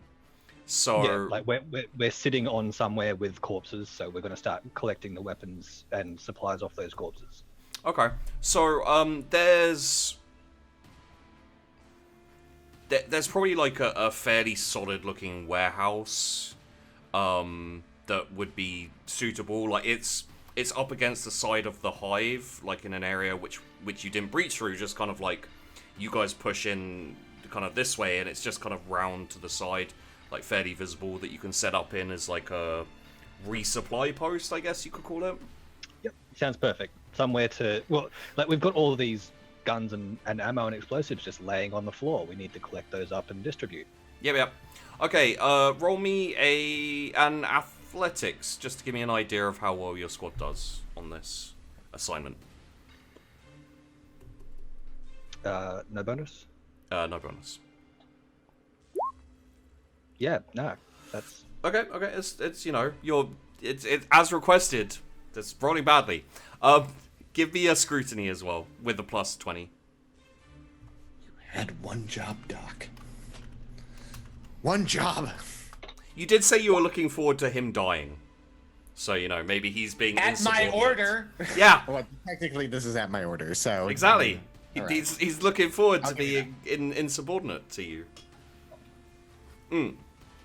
So, it takes time. And I think it takes time because you're trying to get everything. Because everything a trooper has is useful. Even, like, combat rations are useful. We're taking the boots. Yeah. It's that bad. Yeah. So, from that scrutiny roll, you get mostly everything off every dead trooper. From the athletics roll, you don't do it quickly. So this is going to take time. But what I will say is you've set up... It'll probably take maybe like 30 minutes to properly get it organized. But after that, you can leave them to it if you want. Or start kind of pushing out further, like dependent. So let's go to Commander Broadside. You have been... I'm here. You've been presented with the same tableau, like maybe 30 seconds, a minute after Corporal Ray heads in. And what's it say? It's basically you have a line of barricades, like hastily formed barricades of with some like smaller greenskins. You know they're Gretchen, like as a player, so I'll say Gretchen. Some Gretchen are like along this barricade. And then, like, some larger orcs are, like, kicking them into gear and keeping them firing and that kind of thing. And your troops are kind of like firing from building to building. So they're, like, behind cover, all of them, and they've pushed out, like, kind of a couple of blocks, as it were. So you've got, like, a nice semicircle of influence where you've got troops, kind of garrisoned in houses, and... There's a few barricades that they've set up at this point. Okay, so I am going to basically get... It's a hive city, so I imagine there's areas above this barricade, right? You mean above, like, this floor? Above the floor with the barricades or anything like that. I don't know if there's an opening above that. I mean, there's a few... Like, there is an opening above it. Basically, like, the area that you've come into is on the edge of this. And in the center, there is, like, the bottom of the Ork Rok. So, like, okay. that's like a ways away in the distance. But there is the bottom of this Ork Rok. On the edges, there's probably, like, small parts of the ceilings there, obviously. but there's probably not much left. The majority of it has been caved in, and it's... All right, this is what I'm gonna do. I'm going to sneak up and use my melter cannon to melt the barricades like a crazy asshole. Okay, the sneak, because, and you'd be aware of this, like the barricades are in front, and kind of they've been enveloped around your position. Like your troops are static currently in like a semicircle, and they're exchanging fire with these Gretchen. So it would be like probably a -30, honestly, to sneak. Unless you're going like building to building, in which case you might take a couple of shots, but like, yeah, it like just because you're seen doesn't mean you can't go from like building to building, cover to cover. Yeah, I'm gonna go building to building, cover to... I'm not running up and just like doing it. Like he's getting to a point where like he's taking like ventilations and like crawling through shit, and then like coming up and then getting to a point where he can get a good shot in a good distance at the barricade and melting it, and like doing a couple shots and melting that barricade, because then my fucking people will go bingo bongo, get the fuck in there, and then you know what, we're gonna bake a cake. Yeah, absolutely. So give me the -30 stealth. Okay. If you before you roll, if you'd like to take it slower, some more of your reinforcements would wave in, but they'd have more time to set up their defenses. I'll wait. Yeah, I'll take it slower. Okay. I'll let them know what I'm doing, because they know I'm a fucking insane asshole. Yeah. So I'm like, give me my time, and then I just like disappear into the ventilations, or like all of a sudden like I just kick open a door and I walk into a building. Roll me a command as well then. All right. Let me cancel this real quick. Command. I'll do the command first. Any pluses? No. 4.5. Okay. As you send out your orders via like Vox operator, you hear like the explosions don't increase so much because the situation, it doesn't really require like the lobbing of grenades and things like that. But you do hear like increased lasgun fire, like more of a barrage and suppression as they're like they're doing your kind of sergeants and your corporals and everyone else. They pick up on your strategy and they're like provide a distraction, so they like increase their barrage and increase their suppression. So, question for Skult and for Ray: are you guys gonna be on this firing line, like firing down at the Gretchen?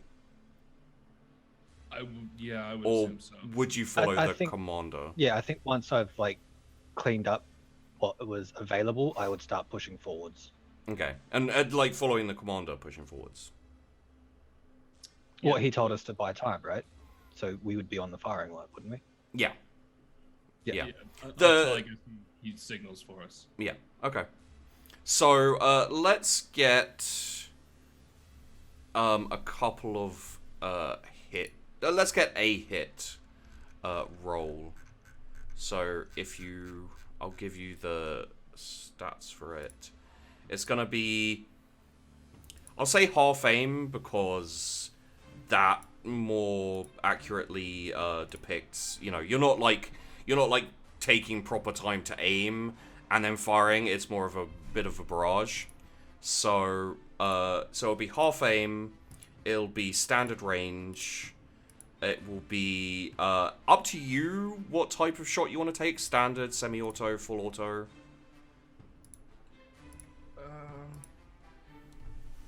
Probably semi-auto.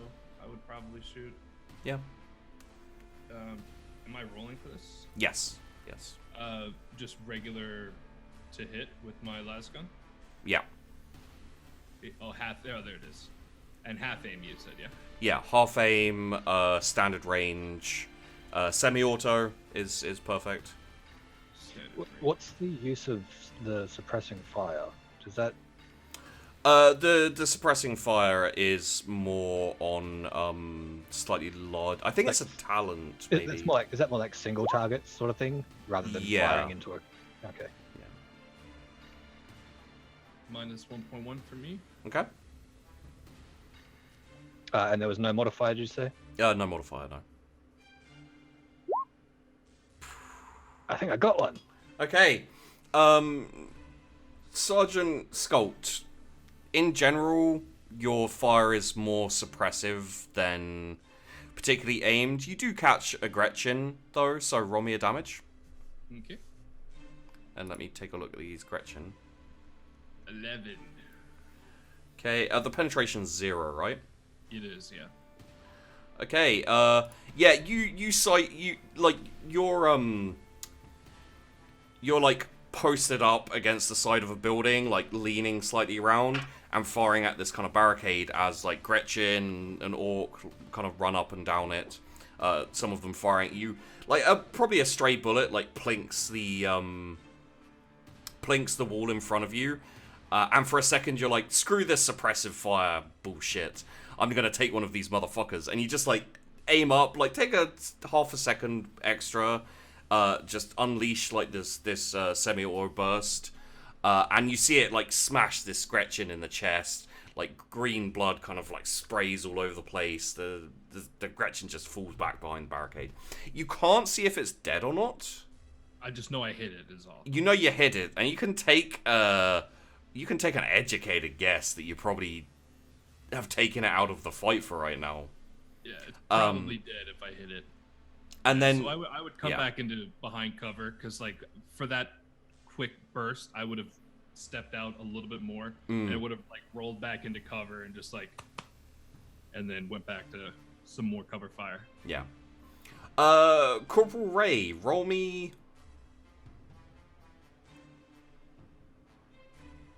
Let's say 3 damage dice. Okay.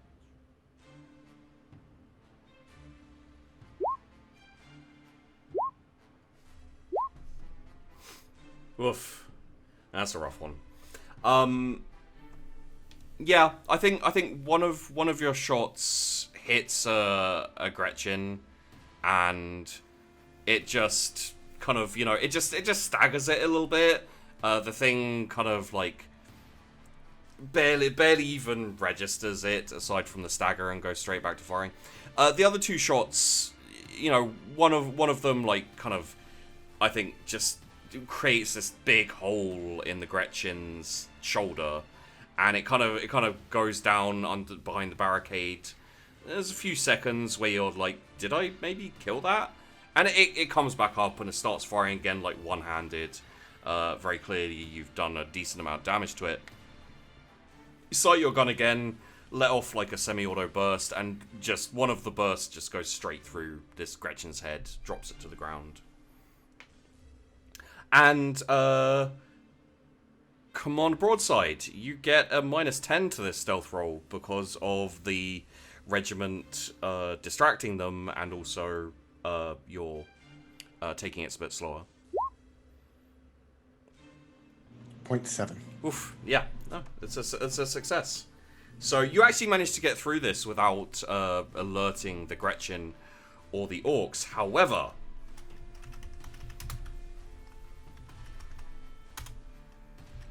wow, that's okay. Oh my god, okay. What are you rolling? There is a point in the exchange of fire where both Sergeant Skult and Sergeant Ray get specifically targeted. So, you guys have a dodge roll, if you would like to take it. This would be the equivalent of like just ducking your head back behind the building or behind the barricade as the shot comes in. Dodge, yeah? Yeah. No modifiers? No.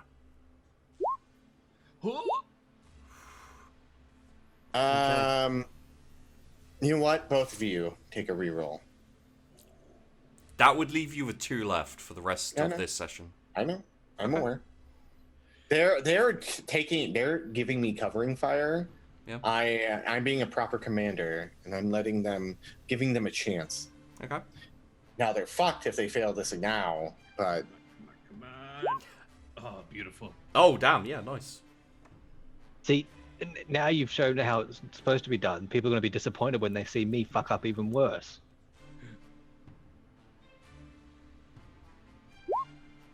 Oh, beautiful. Yeah. Love it. You're See, my faith in my commander is growing. Wow. I dislike this. You both like this instinct for danger is almost supernatural. Like, you guys don't think of it as that, but other regiments who see, you know, like, somehow you always know when someone's like sighting down their sights at you, and like in separate occasions, there's a second where Sergeant Skult is like running from building to building, and just randomly he just lays down, and this like burst of like fire goes over his head, and then the second it stops, he's back up and running again.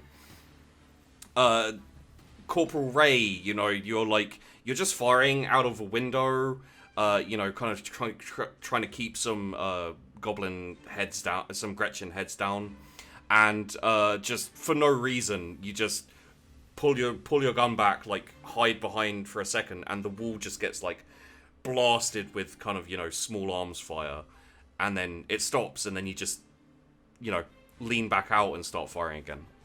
And no one gets hit. Well, obviously, there are guardsmen dying. There's a lot of guardsmen dying. But specifically, the players are perfectly fine, because apparently they can roll like fucking... Grumble.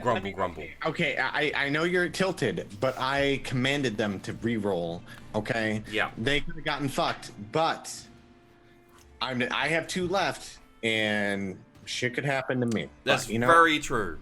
Yeah. I did roll a 98, so like I probably would have been pretty banged up if I didn't re-roll there. I mean, look, as rough as it is for me not to kill my players in an only war Imperial Guard campaign, I do know that after the second squad, it's the third squad, and the third squad is melee based against orcs. So, you know, it doesn't matter how well you roll. No, I say that, but yeah, last week someone went up 1-on-1 on melee and they were fine, so whatever. Yeah, anyway. But also that squad is like, in their presence you get high. And so, like, literally during the commander meeting, there was portions where I was like by Meta's character, and I put on a respirator and was like, I'm not talking hi to everyone. I mean, that's a commander specific thing. She like leaks drugs, aerosol drugs around her, as like a natural weird thing. No one's really sure why. Mm-hmm. But yeah, you know, like, they do have those gas tanks on their chest, which if they're shot, just explodes in drugs. So, who knows what that's gonna do to the orcs. Anyway, I think what we'll do with this stealth roll and the kind of, you know, the regiment firing, distracting, is you have managed to kind of carve out this pathway through a few buildings. You know, there's a little bit of dangerous alleyways and stuff where fire could come through, but you've got to a building at the end where basically you're up against you're up against a wall, which if you melter it, it will go straight through a barricade. You know, and it's not like a man barricade either, because it's behind the wall anyway. But it's just going to break straight through the orc line here.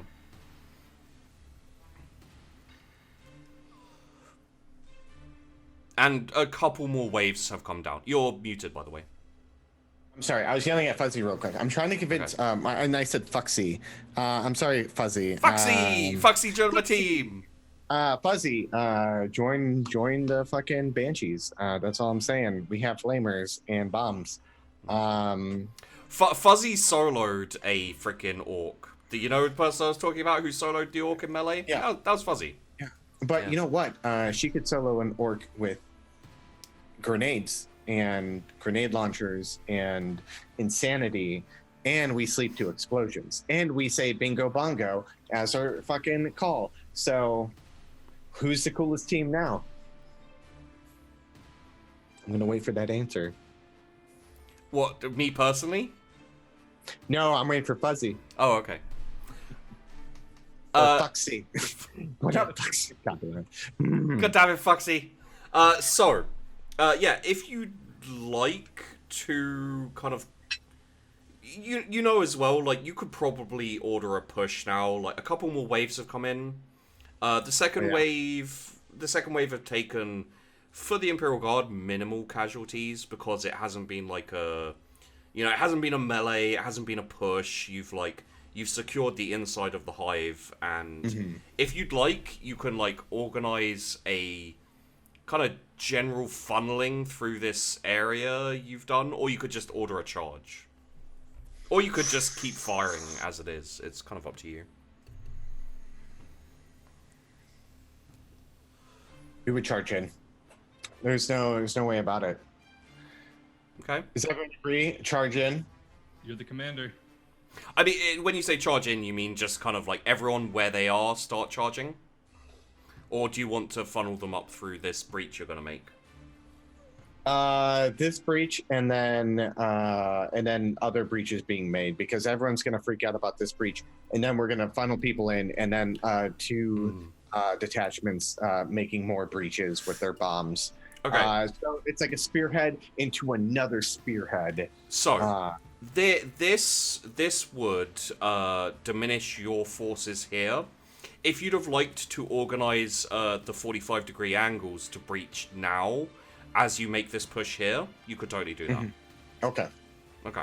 Also, would you like to bring like your command platoon and do a breach of their barricades here, and then order like a general push for the rest of your forces here?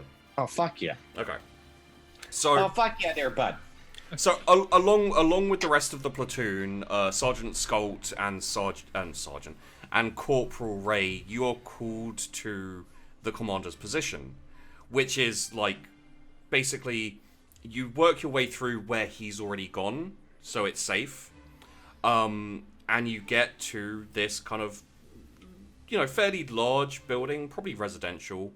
And this wall, on the other side of the wall, is part of the Ork defenses, the barricade. Judging, you guys would be able to take a guess that they're like, maybe 5 meters back from the wall. So, just things you guys would know as characters. You can breach it with explosives, or you can melter it. It's up to you guys. I'm gonna melter it. Okay. I think gonna save the breaches. Each of us would stand on either side of where he's gonna burn with frags ready. Yeah. 100%.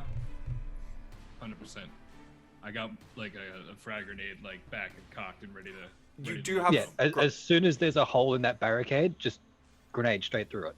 You do have grenade launchers as well, so. True, but for the breach and because they're so close, I'm just gonna. Yeah, makes sense. Okay. Because it's a wall, and I'm not gonna make you roll to hit. Just give me a damage on your melter. All right. Let me see. That's not the melter. There's the melter. Oh yeah, that's fine. Okay. So you kind of like charge up this melter gun. It's like a half second of charge, and then just blast this wall, and it like the initial blast like blasts portions of the wall out, and the rest of it is almost immediately just incinerated, melted. And you probably like hold it down for a good couple of seconds to just properly clear this wall. What's the range on your melter gun? It is, I'm looking it up right now, 20 meters. 20 meters. Okay, so yeah, you probably you probably even like create like a hole in this barricade as well. Again, like it wasn't particularly piled as high as the other parts of the of the defenses, just purely because it's behind a wall anyway. And you've created like a gap. So, as after your commander like powers, takes his finger off the trigger, the metal gun stops. Both of you chuck grenades out. You're muted, Bobby. I would use some like hand signals to signify that I'm tossing the grenade through. Oh yeah, like totally. Like a breach and throw kind of thing. So like I do that, and then we in unison toss the grenades in through. Okay, so roll me a.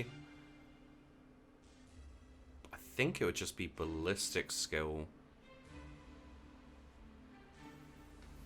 And seeing as it's just kind of like lobbing around the corner type thing, take a plus 30 actually, yeah, because this is pretty simple. Okay. I turn myself up a little bit too. Okay. Same exact amount of success. In perfect unison. That's beautiful. So 36 and a 39. Is this like Final Fantasy? Like if you get 7777, like all of a sudden he like grows like multicolored and big, and we win? No. Well, fuck. You both turn into banshees. Well done. I would be so okay with that. That would be so badass. I think probably back on the ship, you guys have like the only tamed banshee on the world. Like just. That's like a mascot. We call it tame. We just actually don't let it near anything explosive, and nothing but it. Yeah. It's not tame. And it probably just runs around the ship. Yeah. We're like, oh, Banshee, I love how we trained you, and it's like,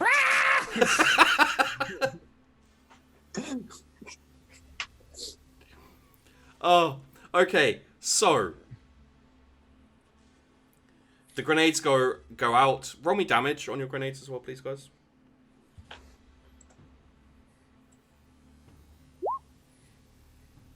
Oh, nice.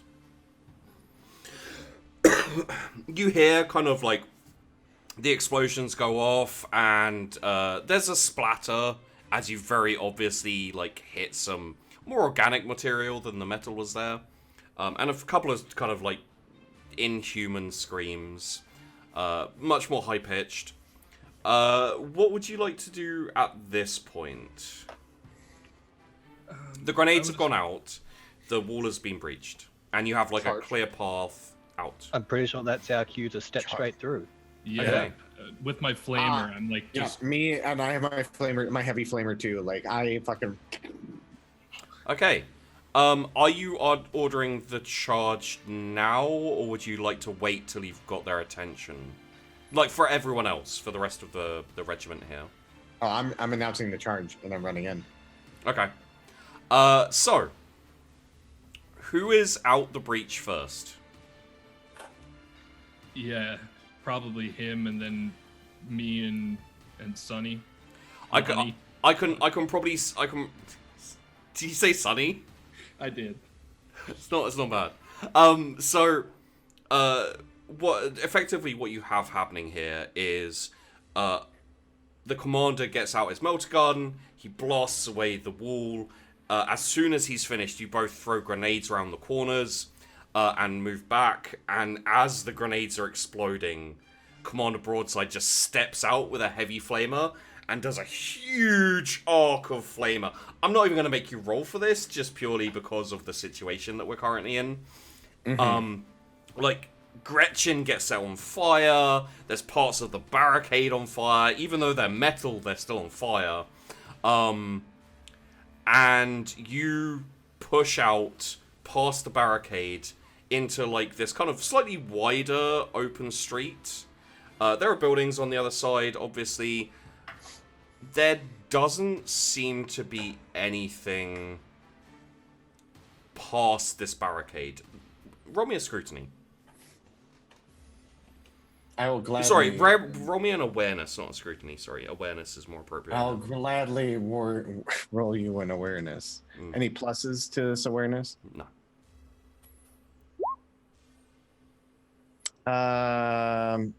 It's 8:30. I'm gonna re-roll that. Okay. Oh, do all of us roll awareness? No, just the commander for right now. Oh, Okay. I thought it was all of us because we're all Are pushing you in. fucking kidding me? You rolled the same thing, Loke. 84 and 84. That's disgusting. I guess I can take your awareness roll if you'd like, but your awareness roll can come like after you've pushed out. Yeah, the houses seem clear. The everything seems clear. You've ordered the charge. You hear the troops like behind you start. The fire pit like drops off a little bit, but the yelling increases and the explosions increases. I think a few people probably start firing their grenade launchers and you also hear two like dull thuds very close together, as you can assume those are the breaches at the 45-degree angle. Okay. As two more parts coming in. You also would have heard over the radio fairly recently that the 5th and 6th wave are coming in, I believe. Okay. So yeah, would you like to push further or push sideways? Like, what would you like to do here? Push sideways the other 45 degrees. Actually, let me roll Tactica Imperialis Okay. to see if this is probably a good decision. Yep, I'm gonna keep what I said. I'm gonna push out to the sides. Okay. I don't know if it's a good or bad decision, but I want to solidify that route. Yeah. And so that's what I'm doing. Like having trenches, essentially, and then building our way into the center towards the rock more, and then taking out the rock is our biggest objective, and then finding survivors, and then getting intel. And then, like, if there's a lot of attacks down below or above or anything like that, then we're taking this hive no matter what. So, and we're gonna take out this rock, and we're going to be champions of the Emperor. Okay. One thing I will give you is, because it's not really like tactics, it's just, you could set different parts of your platoon, one going left, one going right, like start linking up with your charging troops, and then sending them out to link up with the 45-degree breaches, while you yourself push forward with some troops, or it's up to you. But yeah, that's something that you would have as a possibility. Okay, that's what I'm gonna do. I'm gonna have people like breach out and then like do like a pincer maneuver, but also coming forward with the command regiment with more people. Yeah. Mm-hmm. In terms of you two as players, would you guys like to head out on either of the pushes, or would you like to stay with the commander? I probably would have led the push on the side that I would have been standing on the breach. Like if I was on the right side and Lonnie was on the left, I would have just kept going. Okay. Right. Yeah. So I'd be pushing up the side. Yeah, no, that sounds right. Like we've punched through and now we're just peeling off and taking the entire barricade from the sides. So yeah. So what we have here is like Commander Broadside, flames, and then you all almost on automatic pilot in terms of probably with a few like hand signals as you go, like like yourself and Skult like look at each other, a couple of hand gestures, and then you move off, and the troops like spew round with you, and Corporal Ray, you like move to the left and start moving down that side of the Goblin barricades. Gretchen barricades. My brain keeps doing that. And then Sergeant Skult, you take your kind of detachment around the right. With the flamers you have, let's get damage rolls, because honestly, with flamers and a barricade like static defenses, it's kind of hard to miss with flamers.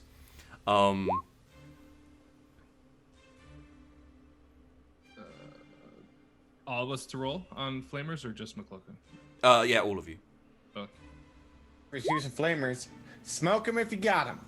Yeah, there you go. So, leading your squad, you kind of, you start kind of, because they don't have the barricade as well, wouldn't make much difference for the flamers, but you're very able to see where you need to, like, flame. They can't hide behind the barricades and, move around. You push very quickly and very effectively, like, down these streets. You're heading forwards, correct, Commander Broadside? I am heading forward with the command team, yeah. Okay.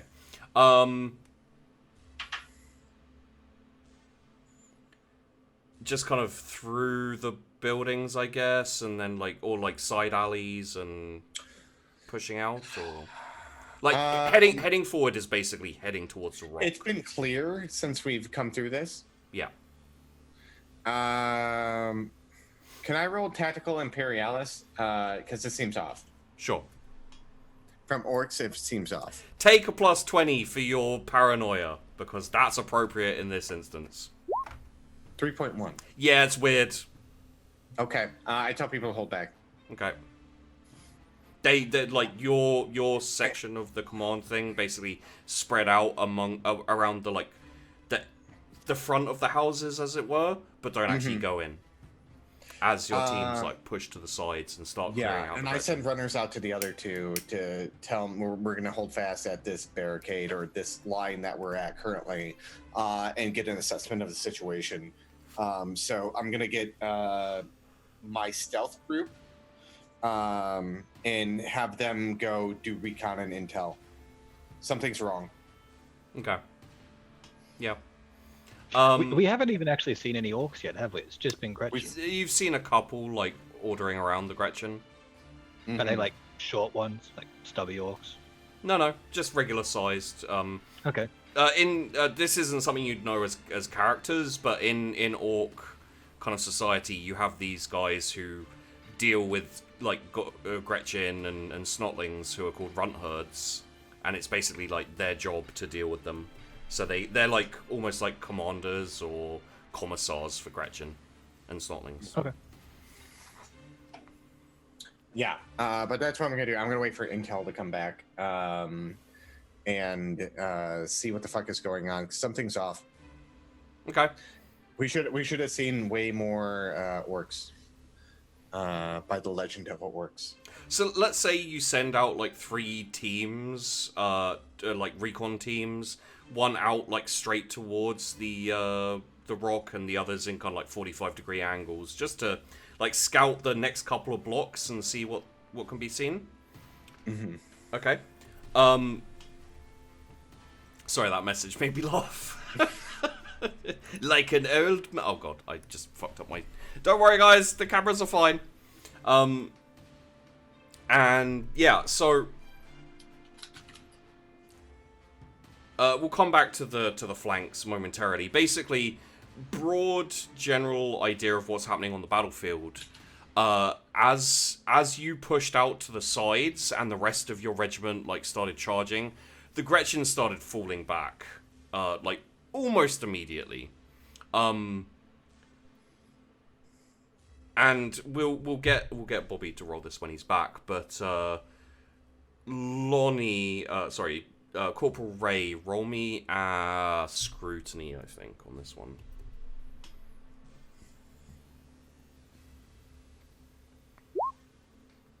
I saw it. Yeah. What was it? The Orks are actually ordering the Gretchen to pull back. That's not Ork. No, wait, would I know that? Probably not. You haven't had any experience fighting the Orks. Not that much experience that I would know orcs don't generally retreat. No, that's something. Yeah. I mean, as a player, yes, you totally know that orcs don't do this, but as a character, it's not something you'd have. As a character, I'm like, we're winning. Yeah. I mean, you do notice that they're pulling their troops back intentionally, but you don't know why. it would kind of make sense to any Imperial Guardsman to pull back if you're, outnumbered and getting charged. Okay. That would Okay. probably inspire a bit of confidence. Hmm? That like we appear to be winning, so we might push up a little harder with trying to secure this barricade. Okay. Yeah. No. And as I said, the Gretchen are pulling. I know it's a bad idea. It's just what I think would happen. Like so you're heading towards the 45-degree angle on the left where the breach happened. The Gretchen and the Orks are pulling back towards the rock, you're heading like this, and they're going like that. So it's actually going to be easier for you to push forward. Okay, well then, yeah, that's Yeah. And the same thing happens for you, Sergeant Skult. Okay. Yeah, as we see them fleeing, I just raise a fist in the air. Bingo bongo! Keep pushing forward. There's like a I was gonna say hoo-ah as like the response, but I was like maybe it'd be like Hoorah, hoorah. ooh-ah. Because Ooh-ah. I didn't want to legitimately rip off the who is it who does ooh-ah? There's two different ones. There's the Marine one is hoo-yah, and then the Marines is hoorah. Yeah, I was just doing kind of a. Anyway, I rethought that and I was gonna be like ongo, but it sounds so freaking weird to be like ongo. As Bingo! We yell bingo. That's and it. Bingo was his Bingo! name. We were like a old smoky bingo hall. We're like bingo, killing orcs. So, you both, within the space of probably 30 minutes, actually, probably less, that's probably going to get shaved off a bit because you guys are pushing harder and, yeah, so probably about 20 minutes, you link up with the 45-degree breach teams. They have also pushed out a fair degree to the point where your regiment is bigger than the waves that have come in so far. But this is like the landing team is all here. And they are starting. So here's a question. In terms of general orders to the team, is it like, unless you receive orders, start setting up static defenses, you got some heavy like autocannon teams and stuff like that. Yeah, or would it be like we're doing static defenses right now? Yeah. Because like as soon as my paranoia hit, I'm like, and that means trap. Yeah. And so people are running around going and like going down the 245s. Even if they pushed out, like they're running up and saying how far, and then giving the how far it is, and then pretty much, yeah, that's I know something's going on, and I don't know what the fuck it is, and I'm very paranoid because orcs don't fucking do this. Like this is what's got me on edge right now. It's just like orcs don't do this. Orcs don't go aren't tactical. They're just like running raw. There are orcs who do this. There are orcs that do this, but not general knowledge. And so this is not the wah rocka wah wah wah wah fucking orcs. This is something else is going on. So he's very much that's why he sent the recon missions teams out to find out what the fuck is going on. Yeah. So, your regiment in general, you have the 45-degree angle. It hasn't gotten you closer to the rock, but it's like made your area ownership of this side of the hive like a lot more established. And you've got a lot more space to bring in more troops now. So, initially, the first like 6 waves of troops is the invading the hive, forming like a beachhead, and they're waiting for your green light to start landing the more kind of like engineer-y type troops and mine layers and all this kind of thing. I give the go-ahead for that. Okay. And to get them to start building up defenses behind us. just for when the orcs start raiding in. Would you insist on them using the grav chutes, or would you have them land? I'll give you this information because it's enough. Like the anti-air or just general kind of like indirect fire into the air at the ships and stuff is pretty much down to minimal. It's minimal, risk for you guys. Yeah. Then we're gonna land and not grav shoot and risk that. Like, because if you land, you can also bring in more equipment, and it won't just be like the packs that the troops have. It'll be like proper crates and stuff like that. Yeah, that's what we're gonna do. And more static weapons, which is gonna be important probably. Yeah. Okay. So now what I need from you is 3 D100s. All right. At once or separate? Like one at a time.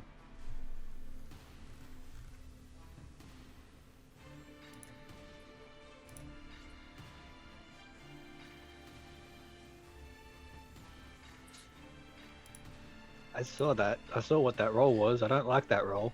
I'm gonna re-roll that last one. Okay. You have been blessed. The Emperor says, fuck you, Sheepy. The Emperor says, fuck you. Fuck you, Sheepy. Also, fuck you, because I rolled quite well too. Which means that my degrees of success are better than yours. Aside from one of them, obviously. So, I may actually need to change the music here, I think. I think I beat you on 2. There's a 30. I rolled a 27. You beat me on 1. Huh? You beat me on 1. This isn't you. This is your Imperial Guard troops. Okay. So you're rolling for them. Well, they beat whatever on 2. So you did beat me on that one. The other 2. No, I beat you on 2 of them because you rolled a 30. I rolled a 27.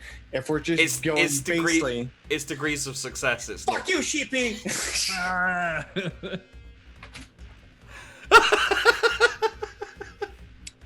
That crit kills all the other fucking whatever the fuck is happening right now.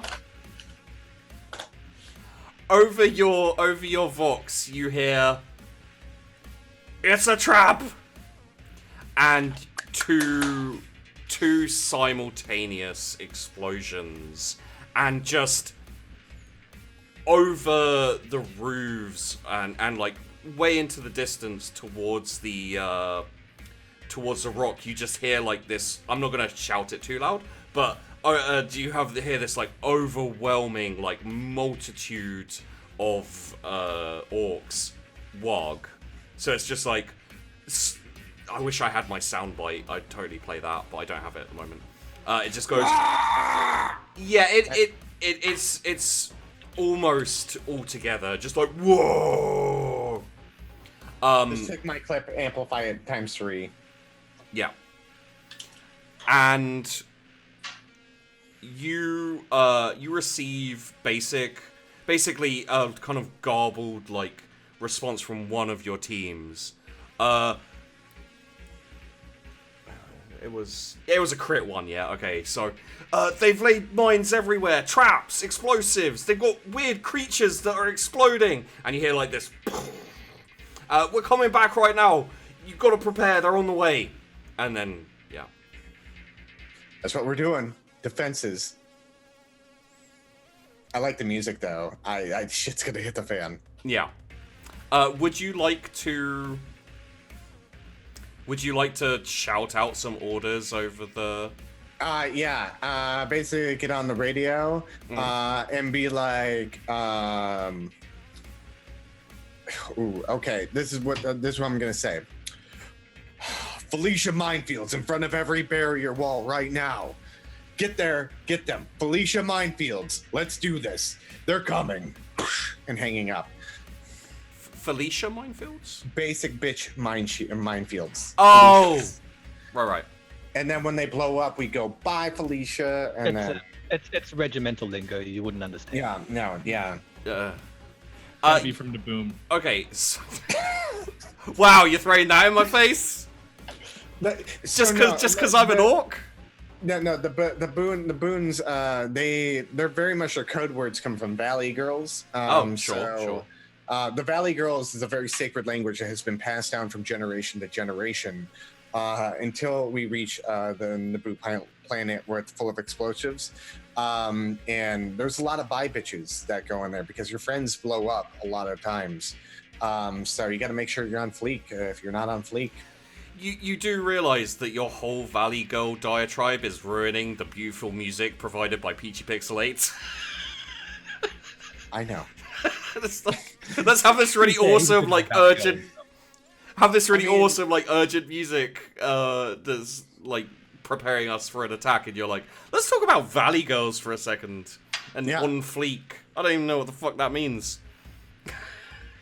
You gotta be part of the Naboom Bangshee tribe, man. Yeah. I'm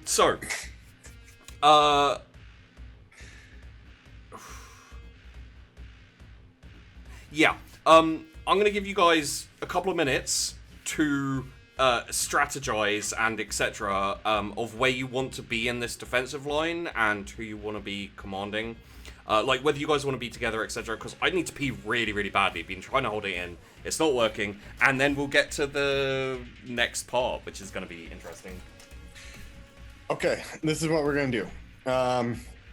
We're going to fall back. I think you guys are probably maybe like 1 or 2 positions ahead of me because I like caught on before. Yeah. So you guys are going to fall back about like 3 positions. But each position you fall back, you're going to trap the breach.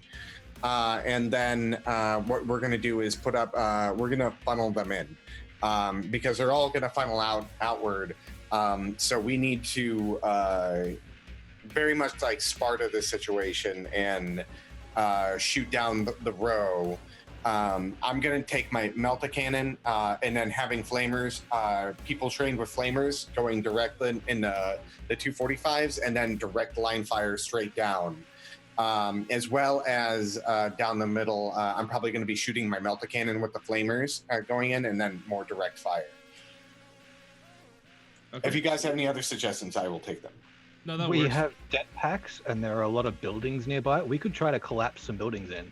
That's not a bad idea. Hey, you know what? Let's fucking do it. I'm for it. If they're like charging down the street, we can just drop 2 buildings on the street and just take out a huge chunk of them. Then they have to come over rubble. Yeah. Yeah, okay, let's fucking do that too. Take out some buildings, so probably sending out some regiments and getting that done. Alright, so we'll get like maybe every second person to use a det pack on a building as we're retreating? Yeah. Something like that? Okay. I love how strategic this has gotten. Dude, don't even fuck with me. Like, I know I've played some characters that have just done some harebrained shit, but I can be fucking tactical. Oh, yeah, no. I know. I'm just saying, like, in the last one, it was literally, like, bloody trench-to-trench fighting. In this one, it's like, pull back, detonate the houses, fucking, be cautious. Yeah. It's nice. Hear that, Fuzzy? We're not going to fight one-on-one with us. I don't know if Fuzzy's still here. I love you, Fuzzy. Yeah, we love you, Fuzzy. You make me feel fuzzy in the inside. I mean, right?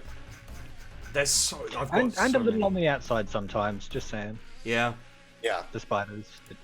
You can feel them even though you know they're not there. Oh, God. I just vomit spiders.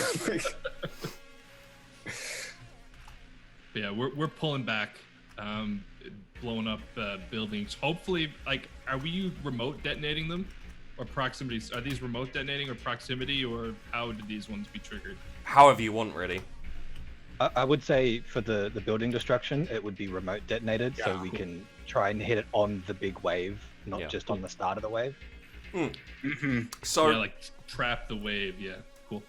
I'm gonna need tech use with a +10, with a +20 for you. Yeah. Well, let's say +10. Take use with a +10 for setting these up, and we'll count all of your guys's as kind of like a group success sort of thing. Yeah. We're at 2 successes right now. Yeah. +10 was it? Yeah. Yes. Okay. I'll deal with that. Okay. Sergeant Skult is a little bit. Don't you love Peachy's music, man? That dude fucking makes some great shit. Like all of this stuff is Peachy's. I was like, I'm not gonna go around finding, you know, appropriate music for my stuff. I'm gonna have it custom made, like a diva. I got Peachy make my fucking GTA RP music. On point. Yeah. So there is a slight delay on your right side, which is the side that, and this is obviously, when I talk about sides and directions, this is facing the rock, so further into the hive. On your right side, Sergeant Skult takes a little bit more longer than he needed to, but I imagine with the successes, specifically that Commander Broadside got, you could funnel a few of your men to help speed him up if you like. Honestly, because your successes were pretty good, and that got it done quite quickly. So your basic plan / tactic is det the houses. Yep. And blow them up when the. Are you mining? Are you like pushing? Like, would you like to push back to the barricades that the Gretchen had? Because most of that barricade is still semi-efficient. Yeah, so basically we're setting back 2, so they're probably like 2 ahead of me. They're setting back about 3, I'm setting about back 1, and we're getting set back to those points, and then everything, because we probably have the heaviest fire here with me with the melter cannon and the flamers and everyone shooting forward. Yeah. And then they will have more barricades and be able to trickle them down as that goes on. Yeah. Okay. And you've got static weaponry up in buildings, like overlooking the area and stuff like that. Mm-hmm. So you because you paused instead of like carrying on moving up, you've got a decent amount of defense set up for a counterattack. Mm-hmm. Okay. Well, there's some important stuff that Sheepy needs to do now. Give me a second. Let Loke win. That wasn't the plan, but you never know. It is the plan now. Let's be fair. None of your plans have really worked out so far, so just continue doing that, and we'll be good. We'll just keep antagonizing you until you just throw a rock on top of us.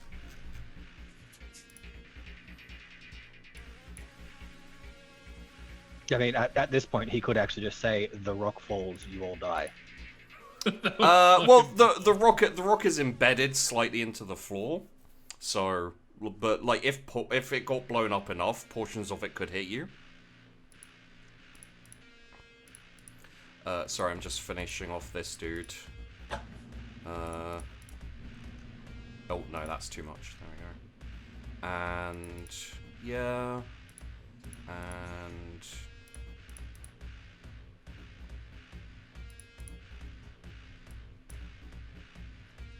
Okay, so I need to roll for this. Okay, and this.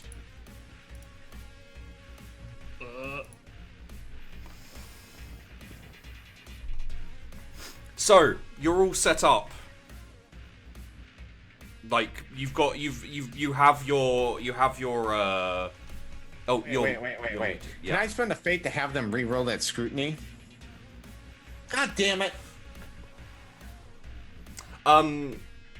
His target for the scrutiny was 85. So actually, fuck it, yeah, if you like. Fuck it, let's do it. I mean, I'll allow it. Last fate point. It's my last It fate point. doesn't matter if they see the explosions; they're still going to explode. Wow. Fuck you. Emperor, I worship you. Okay. Oh, goddamn. That's my last fate point. So here on out, it's a fucking shit show. So I mean, I think it was worth it. Yeah. same. yeah, Probably. 7 to negative 0.7. I'll take a drink. Fuck, man. I'll tell you this, like, that was gonna go so much worse in general for you guys if I'd succeeded the scrutiny specifically. Goddamn. Okay. Don't fuck with the Banshee Regiment. That's all I'm saying, man. A huge line of orcs start. You hear them getting closer, warging. And you see them like wave. Like none of them have guns. They're all melee looking. And everyone roll me specifically this will be scrutiny. All right, let's do it. 2. Okay. Oh, my eyes are closed. Well, that's security, but I mean, we'll... Oh, thank God. Yeah. No, I clicked the wrong button because I had a different. It's not secure. It's not as bad. Holy shit. So you two notice that they're orcs. Commander Broadside, you notice that they have a symbol of like. I need to just check very quickly. Would I know that they're running up with melee weapons and they are melee specialists? Oh yeah. I mean, even the other two, Corporal Ray and Sergeant Skult can see that. They're orcs with axes, basically. I mean, like, I would get on the call and be like, these orcs specialize in melee. Keep them at a distance, light them up, and then light them up. Is light them up the signal for explode the buildings when they like get to the... No, that's bongo bingo. Okay. So we're waiting a little bit because they're gonna trickle in, and as soon as oh my god, they're overwhelming, like that's pretty much the point we're gonna collapse on them. Okay.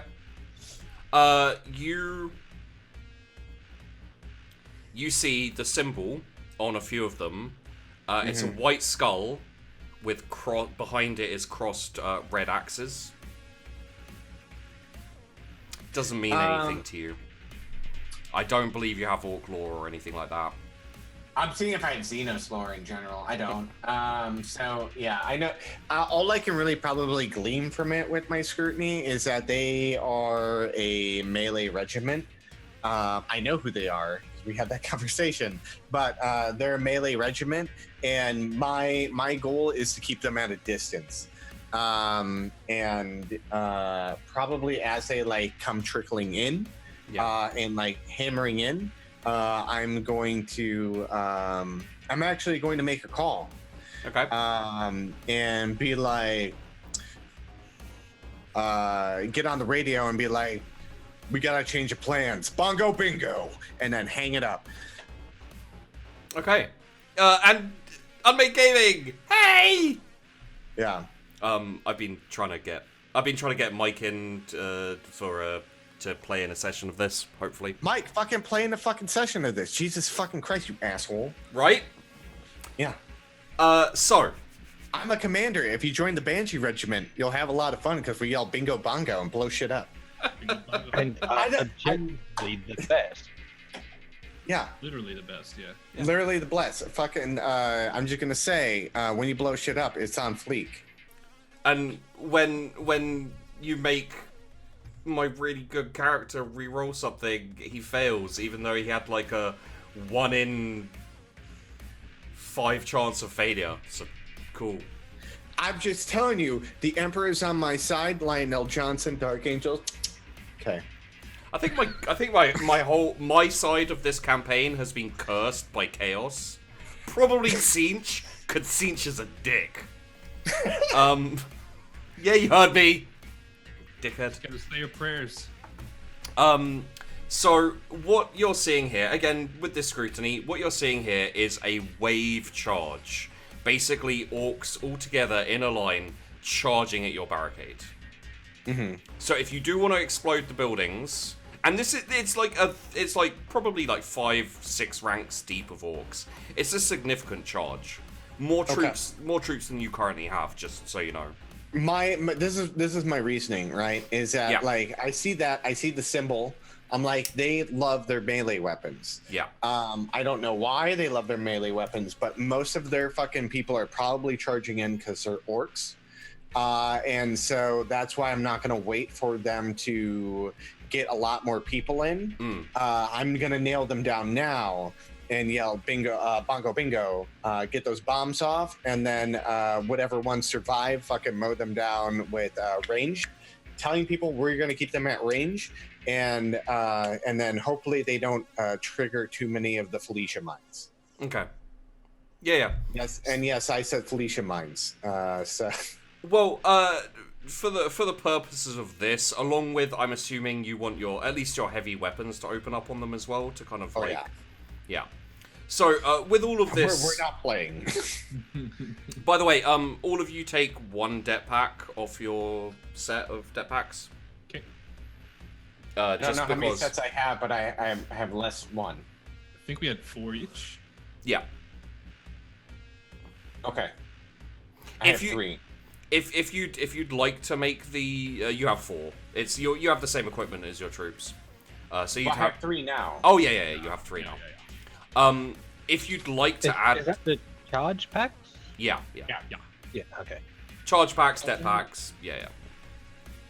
Maybe that's in my items. Oh yeah. Okay. 3 charge packs. Okay. Yeah. That's what I had them labeled as 3 charge packs. Yeah.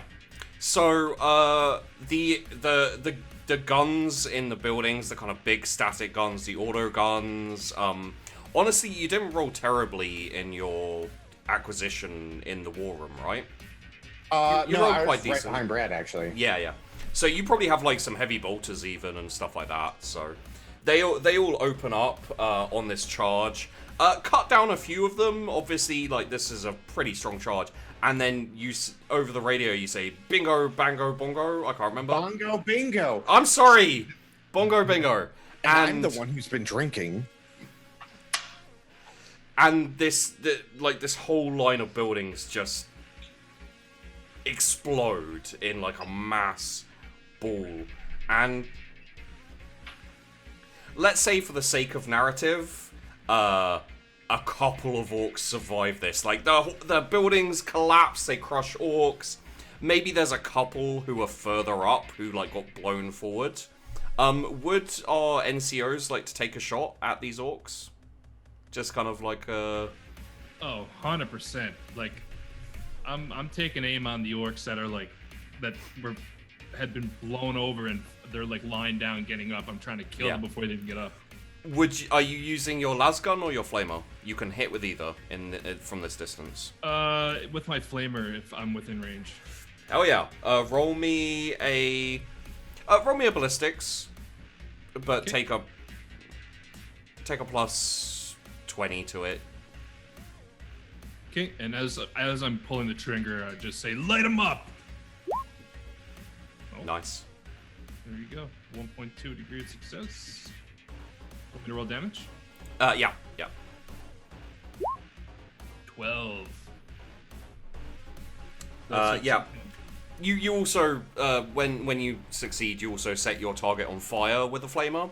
So I'm going to say that you know, there's this orc which is like on the back of it, it's like, you know, got some shrapnel in its back and it's got some like burns and stuff, and it's kind of like staggering up, you know, ready to warg again, and you just like put your foot on this barricade and just flamer out, just a spurt of like burning promethium just engulfs this orc, and he's like, "Argh!"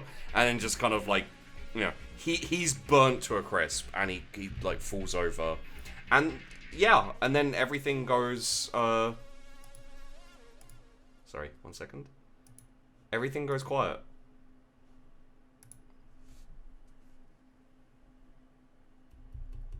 Like looking around. Do I have line of sight on the commander? You're probably a little far down the line. Unless you specifically, like, if you're commanding or, like, in charge of that kind of the right side and the left side, you guys are probably further down. But if you'd wanted to, you could be closer. When it gets quiet, I want to get on the radio and make fallback traps. So when we fall back, that way we can, like, arm them quickly. And then fucking get the fuck out of there, and it'll trigger an explosion and slow down any kind of advancement towards us. Because when it gets quiet, that's when we worry. So basically, like, every second or third man on this barricade is gonna stop shooting and get his jetpack out, place it on the barricade, and get ready to jump back over that way. Yeah. Okay. Basically, yeah.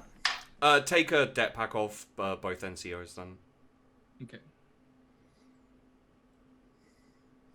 So, yeah, like there's still like a little bit of rumbling, and there's the kind of background noise from your troops. They're not super loud anyway, but the rest of the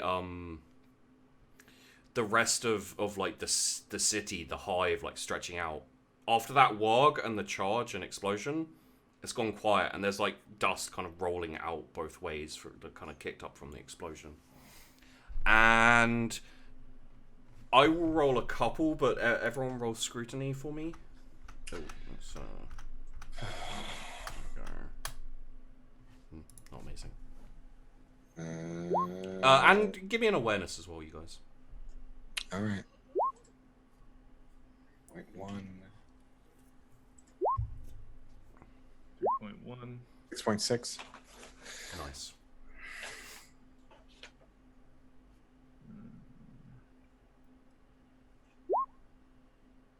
Oh! I got a 0 on the scrutiny. Crit success on the awareness. Crit failure. Crit failure on the word. Why is that green? Because it's 100. Yeah, it's like the max. And Yeah, so usually... like it's like in a normal game, 100's good, and then a 1 is bad. I saw the green and was like, nice. Oh. Yeah. And then bad. Yeah, 40k, the D100 system is like good. High is bad. So the first person to see this will be Command Broadside. Your troops in general don't see it and don't really pick up the minutiae of what it is. You see a few kind of like little Gretchen figures, a few buildings back, like down some alleyways, like skittering back and forth, and then kind of at the same time almost these like big round things like skid out of the alleyways and start running down towards you. And you rolled good. Oh, wait, your scrutiny. 3.1. Yeah. 3.1's pretty fucking good. They're not stealthy squigs, okay?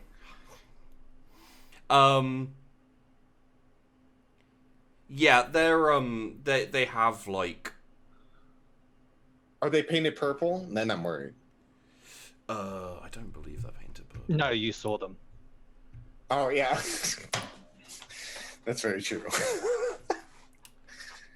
No, but they're not just the creatures themselves, they do also have something on them, like almost like bandoliers. Okay. I'm telling people, I'm like, open fire, and then but getting on the radio and going, I don't know what squigs are, honestly, for him. Yeah. But he's like, open fire, just keep it going. And then like hanging up the phone and then or the radio and then like fucking shooting his Melta out there. And don't have much range on the Melta. I don't have much. No, I'm getting the grenade launcher. Okay. And then going and like getting like an arc on it and like getting back behind there and I'm lighting this area up, and then the people from behind, I'm telling everyone they keep their head on a swivel, because we got to make sure there's no pincer maneuvers coming in. Yeah. And that's one thing we need to be aware of at all times. And then also, I forgot, because I've been focused on the front lines, that they need to be brushing up, like getting everything booby-trapped out, just in case there is a pincer maneuver, like coming in trying to cut us off. And I imagine that's what the squigs are going to be for, is like to trigger any traps that we have, but we need to take them out beforehand. Yeah. So, but yeah, I'm getting on the radio and yelling those commands out of open fire and take out anything that moves. Okay. Even if you can't see it, because it might be purple. So, let's get let's say 3 ballistic skills from all of you to hit. Take a plus. Let's say take a plus 20. I don't want to have you guys like going through all the menus and everything. So this is an easier way. Yeah. Say take 3. 20, yeah. Plus 20. Yeah, take 3 ballistic skills plus 20. This is just basically gonna give us a broad idea of the fire that's going on. Wow, nice. I'm going to use my underbarrel grenade launcher. Okay, yeah. Start. Works for me. I'm too busy commanding people. That's why I'm like not shooting as well. I'm like, oh, okay, yeah. Yeah. I look cool commanding people. My 3. Okay.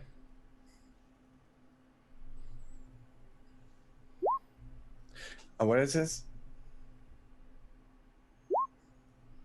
Nice.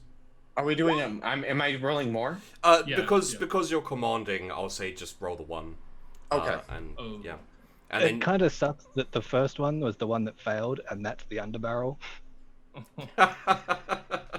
That's why I specifically said I was opening with that. The underbarrel grenade launcher, and I think like some of the troops are using this as well. Just because it misses doesn't mean it misses by much, because it's a grenade. So it scatters. So roll me a d5. And we'll have this be like Corporal Ray and a couple of others fire these underbarrel grenade launchers like at these creatures as they like come out of the alleyways. Honestly, there's only one number you could have rolled that would have been bad for the scatter, because they're in alleyways. Like they're still coming towards you. The open part is like the kind of destroyed things. So roll me a damage on your grenade. I believe it's a frag grenade. I think, doesn't the underbarrel actually have its own damage? I don't think so. Because it uses grenades. Or it should. Oh, yeah. 8 for me. Okay. Oh, that's a shitty roll. And you can also roll if you're using your grenade launcher, Loke.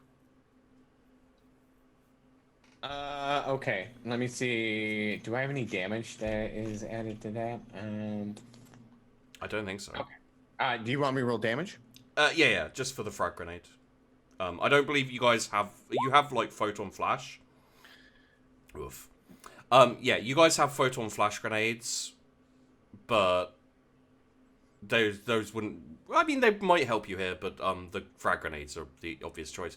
So I think what happens is, like, a third of your troops, like, step forward, while the rest kneel, like behind this barricade, and you guys fire your grenade launchers and the frag grenades, like, arc, and as they land, like, a volley of fire hits, and this new wave of well, I'll just call them what they are, bomb squigs, just fucking explodes. Like, the next line of houses just get demolished, and they start collapsing. A new wave of dust, like kind of waves out. I need to do something. I don't like it when he needs to do something.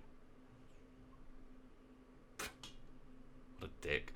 I'm gonna re-roll that. There we go.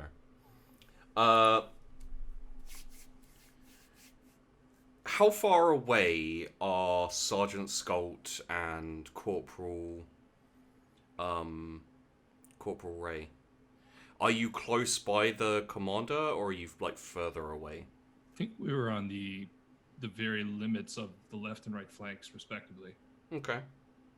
Yeah, because we kind of headed the charges out and then kind of pulled back, so we're still on the edges with the commander right in the middle. Okay, so you're probably not within like easy viewing distance. Okay. We're probably not in line of sight at all. Yeah. So Commander Broadside, roll me an awareness. I will gladly roll you an awareness, sir. Any pluses? Okay. 5.6. That beats. My awareness is fucking on point. I don't know if you know that. No, there's a reason your awareness is on point. And there's a reason why when you decided to come down here, I'm like, this is probably, like, this is going to be a horrible meat grinder when it gets going. But this is probably the only regiment that can deal with it, so... That's why I was excited to do this. Yeah. Your danger sense, like, boom. And immediately, like, you're like, for whatever kind of supernatural, like, spider sense tingling that you have. I call it the Emperor sense, but yes, go on. Thank you. For whatever, like, Emperor's sense, kind of feeling that you have, you look up and you see, like, this figure on the ceiling. And, like, it's a good... I can't use Grimfist length, but how many meters? It's a good like 30 meters up. I use my heavy flamer. So you saw this, but we still have to roll initiative. That's fine. My first thing to do is shoot up my heavy flamer because I gauge the distance and fucking start shooting that way up. Yeah. So it's oof, that's not bad. So you have talents, just FYI. I do. For your, I think you can use your perception bonus if you like. You roll twice and you take the highest, and for initiative. Yeah. Let me have a look quickly. So where is Commander? Lightning reflexes, roll initiative twice, take the higher, and combat sense can use perception bonus for initiative, and paranoia gives +2 to initiative.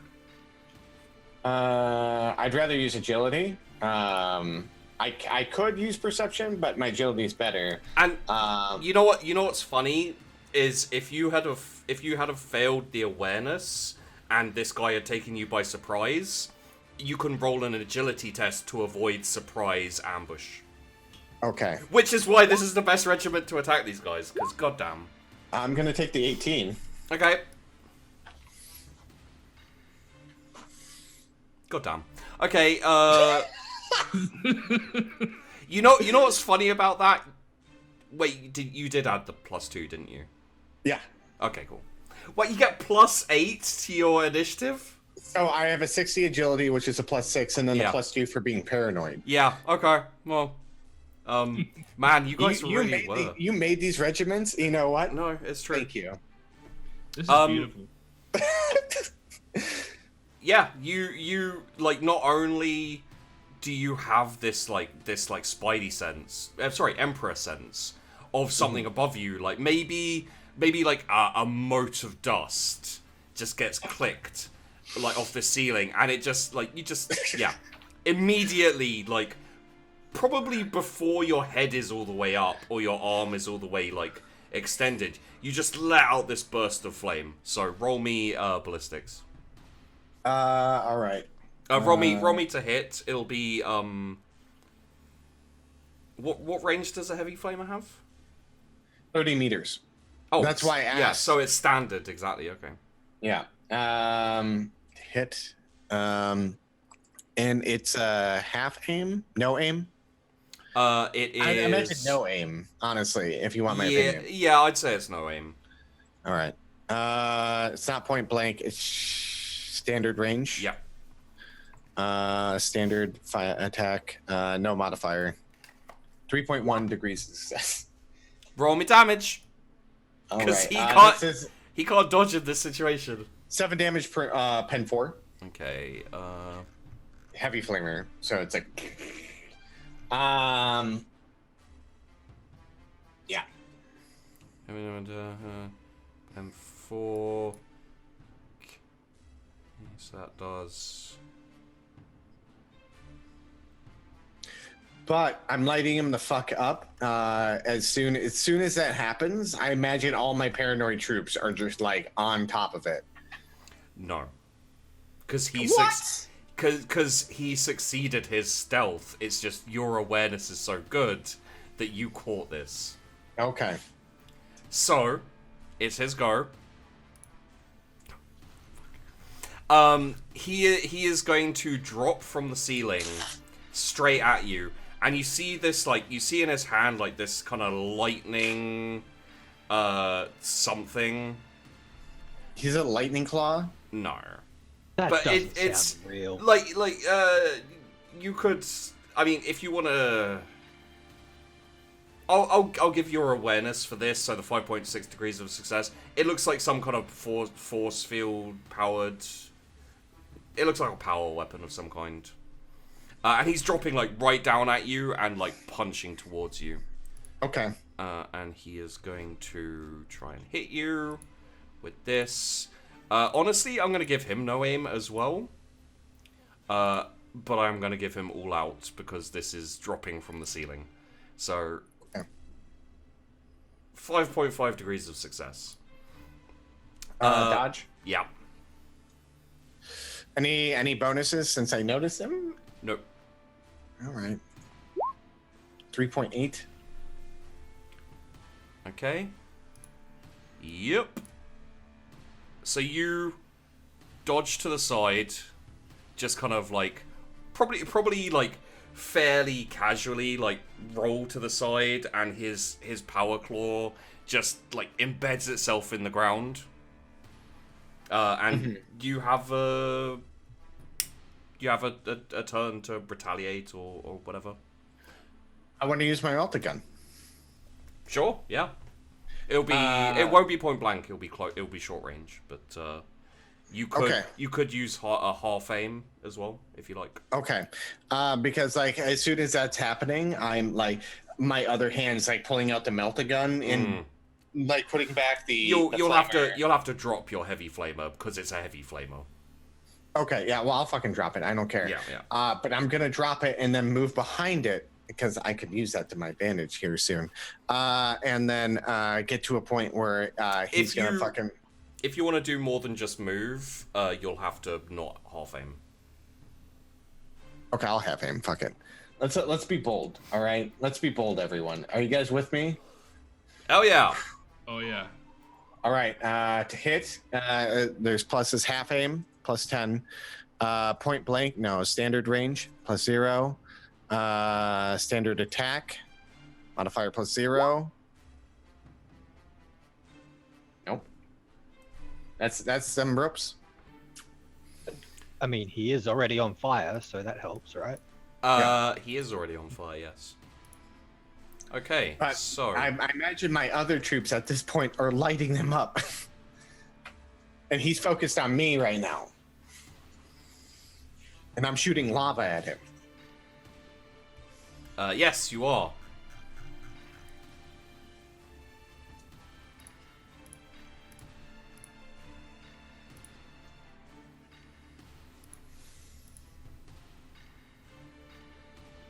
What is he doing fucking athletics? What is he doing? A fucking aerobics fucking video over here? Is he fucking He's trying to put himself out. and doing a fucking workout? And he's like, come on, everyone, we can do it. So, and then, like, he, like, as you turn your melter gun on him, he's pulling his power claw out of the ground. Takes him a second, and you open up with this melter gun, and it just, like, blasts very slightly to the side of him. Maybe burns his arm very slightly. And, like, you lock eyes with him for a second. Roll me scrutiny. I will fucking roll you scrutiny because I'll scrutinize the shit out of it. 0.7. That's enough. Okay. You look eyes with like the being itself is alien to you, obviously, but you recognize his eyes, and it's the eyes of troopers that you've met before, ones who like climb the ranks, ones who, you know, lived on my planet. Yeah, it's men that you always keep an eye out for because they're useful, and it basically boils down to tactical, devious, and strategic. And I love this orc. And as you lock eyes, he just shifts and runs. And I was waiting for that. You notice how pretty his eyes are. And it's like 1 second, you know, like he pulls the claw out, you lock eyes, and he's just sprinting, and he's very fast, and he just goes like without hesitation for the closest alleyway. And roll me like 3d100s. Making my way downtown. Nope, not that one. Okay, hold on. I just gotta redo it. Okay, roll 1d100, 76, 54, and 47.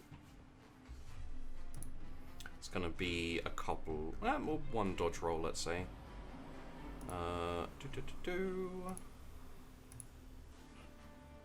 Oh, he fails. Okay. Could I get a damage for a lasgun from one of you two, please? Whoever's got a lasgun. I order you, roll that damage. Roll that damage dice.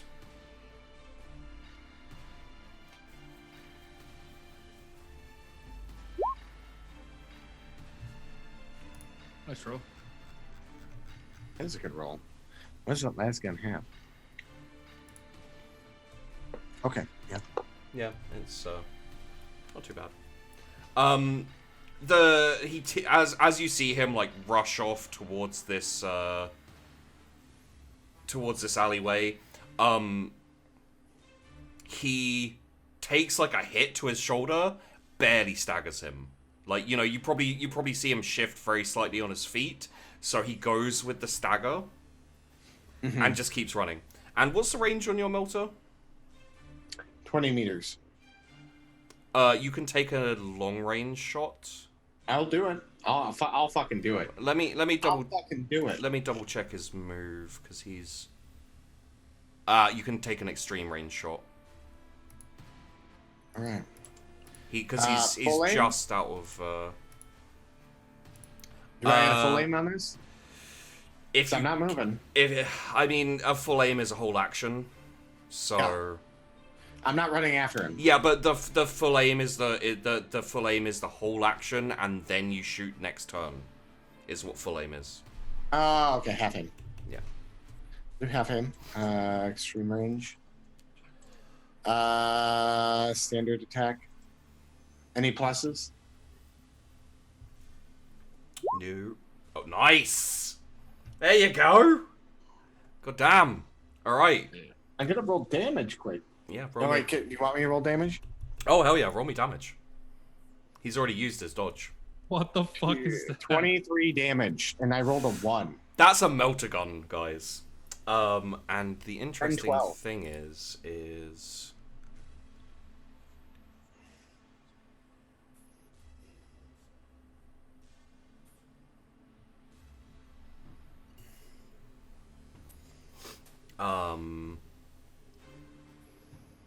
I'm mad. That's maths.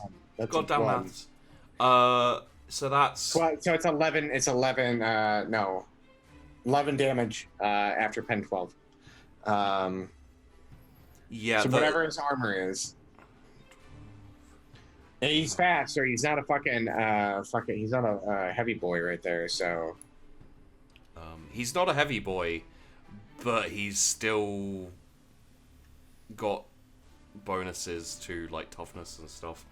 So that is... Oh, that was close. So this intense blast, like, I think just takes off his arm. The one which had the power claw on it. And just like rips that entire area off. And he like spins and hits like the wall at the edge of the alley. And as he does so, you see him like flip his other hand up in the air. And there's like this blinding white flash. And it just for... Do you think you'd be able to like recognize this in the space of time and like close your eyes? You know what? Okay, I'll leave this to an awareness check. Yeah. And take like a -20 to the awareness check as well. I'll do that. I don't care. Yeah. I'll leave it to dice rolls to see. I do. Yeah. So you see him like moving his hand up, and instantly you're like, that's because you got flash grenades. So you're like, this is some kind of flash. Used to seeing like bright flashes all the time, and just having that quick instinct to close your eyes. Yeah. So the flash happens, and like I think some of your troops as well probably close their eyes. By the time you open them, he's gone. Oh, I was gonna say I was gonna dash forward as soon as he like starts pulling his hand out and be like, and like run down that alleyway that he was at. Would you like to? Yeah. Because I took off his arm and I could take him out right now. Yeah. And so, like, as soon as he's like pulling out the thing, my eyes are shut and I'm running that direction, full force. Question. That I can. This is about where we should finish. Would you like to pick this up next episode or finish the run and after him? Because I can go on for a bit longer if you guys like. I don't know how long this specific scene would go. Are we playing next week? Yep. Okay.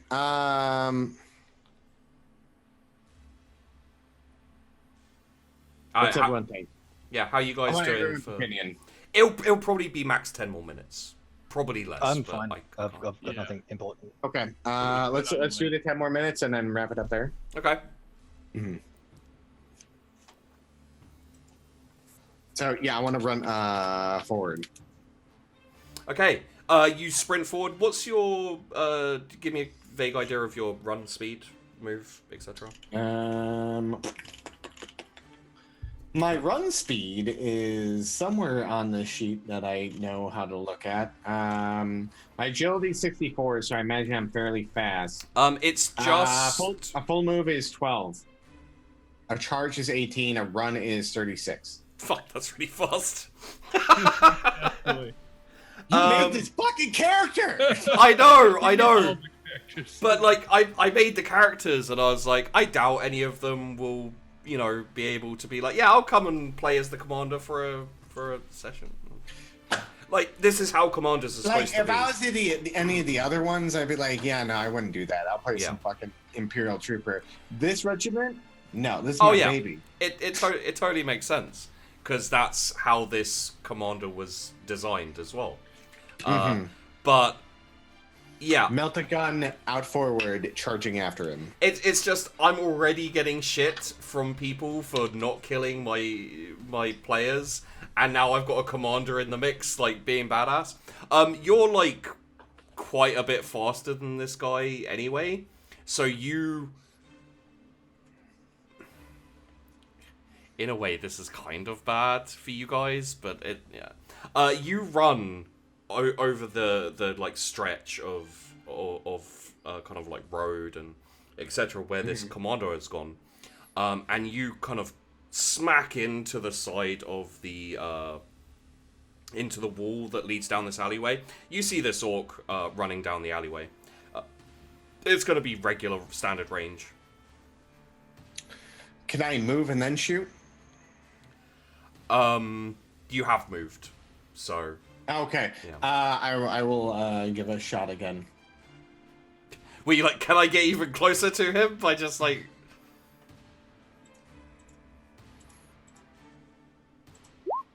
1.3.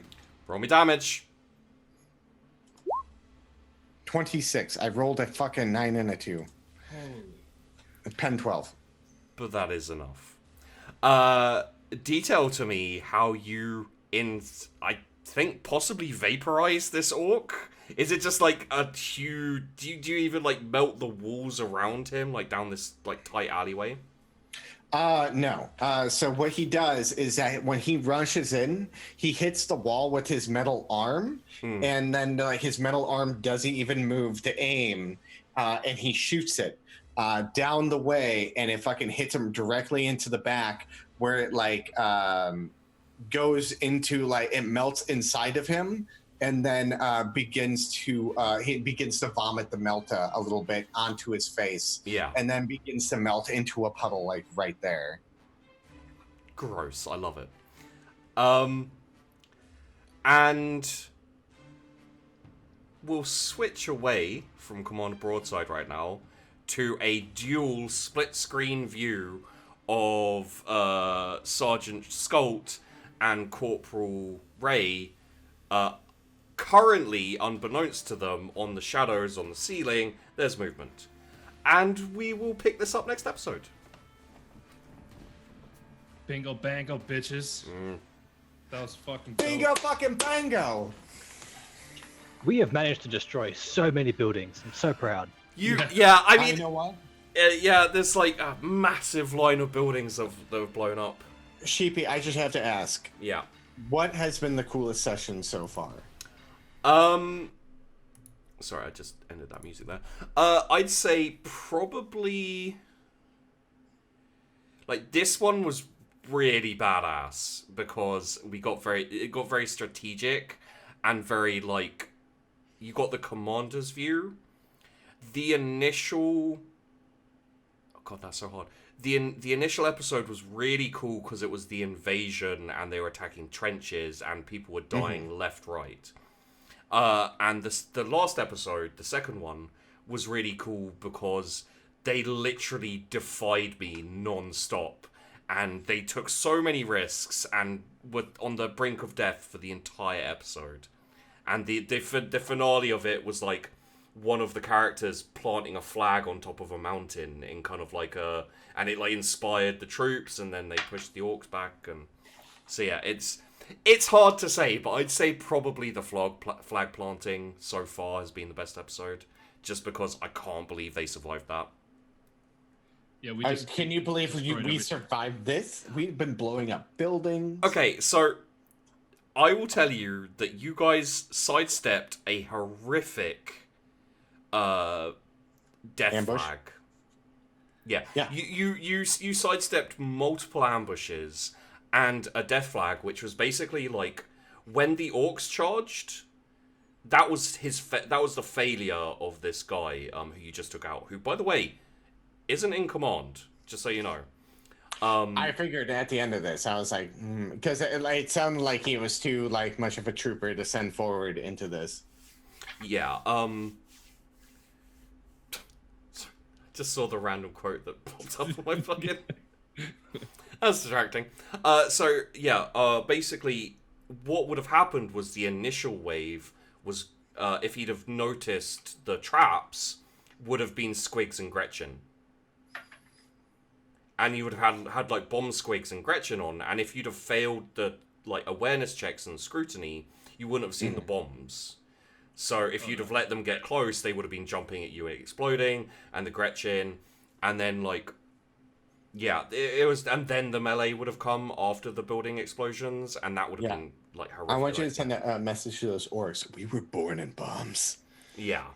Yeah. Bingo bongo, bitch. Yeah. And I feel like our tactics were so on theme to Yeah. what the regiment should be. Without like that's what was so fun. You're fucking welcome. I was like, that's where we're going. That's where we need to fucking be right now. Yeah. Is full of fucking bullshit. Because I was reading my stats. So I was like, yeah, I need to be in the middle of bullshit. Not like in the perfect like 5 hive cities that are in the center. They're like, hey, we're fine out here. We haven't got invaded yet. I was like, that's where the fortress people. I need to fucking take over a rock and then be like horror stories and then praise the emperor. So you may have noticed that the orcs inside this hive and the army at your back are blood axes. Blood axes are the most strategic. They are the most human of all orc clans. And they also excessively use commandos, who are like Ork special forces. So you're basically saying we've been surrounded this entire time. We just haven't noticed yet. No, like, the thing is like, you guys have kind of fallen into their trap, is the best I can tell you, because we got another week to go. But at the same time, any other of the regiments would have failed their, like, scrutinies, they'd have failed their awareness, they would have pushed forward. Like, you were so lucky in the sense that... You're unlucky in the sense that Loke / Broadside decided to come down here, but the Imperial Guard and the army was lucky because they're the only ones who can deal with this hive. All the other regiments would have been fucked. I can't imagine how the other regiments would have handled a wave of bomb squigs. No. I don't know without losing like half of their people. I mean, like, if for example, if you guys had have kept advancing through those buildings you blew up and everything, there were going to be, like, multiple checks, multiple explosions, squads blowing up, like, there were traps all over the place. And, like, blowing up the bomb squigs and blowing up that, like, there's probably more out there. The Gretchen retreat was intended to draw you into those things. But, me as a player, that sent me a fucking... I know Gretchens are fucking generally cowardice characters, but me as a player, I was like, the success on scrutiny let you know that the Orks were specifically ordering the Gretchen to retreat, which is weird, because Orks wouldn't do that. Well, they would, but only... No. Yeah. And if you guys haven't guessed, there is a boss in here. A war boss. I kind of knew. Yeah. I kind of knew especially how smart they're acting. Yeah. With their tactics and everything, which means that... I can't promise anything, but those of you hoping for a commander versus war boss off, there's the possibilities there. It could happen, so... Unless he dies to some stupid bullshit. I mean, that commando that attacked you, Throat Slitter, he had a power claw, and they do a ridiculous amount of damage. So. Yeah, I know what power claws are, and I was like, God damn it. That was fucking insane. That was, So, thank you, all three of you, for that wonderful insight into the paranoia of a Death Welder. I wanted to kill at least one of you in this first episode, but honestly, like, you did a very good job tactically of not getting out of control and pushing in, and, like, you took it a bit slow and steady. Basically, as soon as you said it gets quiet, we all just stood still and then laid mines all around. Yeah. Just stopped, and then the mines come out. And, again, you guys did roll really well when you needed to, so... We set the precedence early in the campaign, or in the session, of, like, the alarm is silence. Yeah. Right? And I like that. I like that this is not like, oh, the alarm bells are going off. Like, it's quiet. We're on edge, you know. Like, when it's noisy and there's explosions, we're like, oh, I'm fucking chill now. That's great. Not with. Like in the first session, going from trench to trench, the Imperial Line Regiment had more casualties than you guys. But part of that is because they're a line regiment and their tactics are a bit more simple, and, you know, they didn't have their commander coming down directly with us. Although, fun story for those of you who don't know, in the next war room, we're going to have a one-on-one with Brad where he details how he slipped behind enemy lines and fucked up a whole load of Ork knobs and stuff in the background. Like, there was a part in the first episode where they rolled a scrutiny test. They didn't succeed enough to notice Brad's character slip into the tunnel system, like 2 trenches back from where they were after they landed. So he wandered off and started attacking Ork knobs, and no one noticed him. So we're gonna because do that's that. Brad's fucking character. Yeah. all of the characters have their little, all of the commanders have their specific little things, and Commander Broadside is like, you cannot surprise me, which is why it's kind of appropriate that you guys are up against commandos, because that's what they're trying to do, you know. It fits so perfect. Like we really are, I think, the best of all the groups for dealing with something like this. Being warfare. Which is the only reason why you guys aren't the worst off regiment at the moment with the current tactics and plans. Because you're perfectly suited to deal with this Hive. Unfortunately, one of the other regiments is much worse off than you, because they're exactly not suited for dealing with their current army orcs they're up against and situation. Hopefully we cause enough hustle and bustle behind them where word gets out, where they're like, oh, they took over the Rock. And orcs generally, my thought logic is that like orcs generally lean towards the strongest. So if they hear that someone took out a rock, or an Imperial regiment took out a rock, they're probably going to flock towards that area again. Unfortunately, the orcs that Peachy's regiment is up against is they're on the other side of the where the regiments are like kind of setting their defensive lines. So they're like up north there, and then you've got the Blood Axe army, which is the one that the At-Last troops are coming down to. So yeah, it's oof. Anyway, goddamn, that was a fun session, guys, and I'm looking forward to possibly killing you at the opening of the next one, because because you both got a fair amount of responsibility heaped on you, the Ork commandos were able to single out a few officers, like people in charge. And so, like, this is what they're doing. They're coming after you to take out the command structure. How effective that would be, even if they took out the commander, is... this regiment's fairly good at... with the way this regiment works, people would just step up and fill the spot immediately. Not like, say, like the line regiment, if the commander dropped, things would kind of fall apart a little.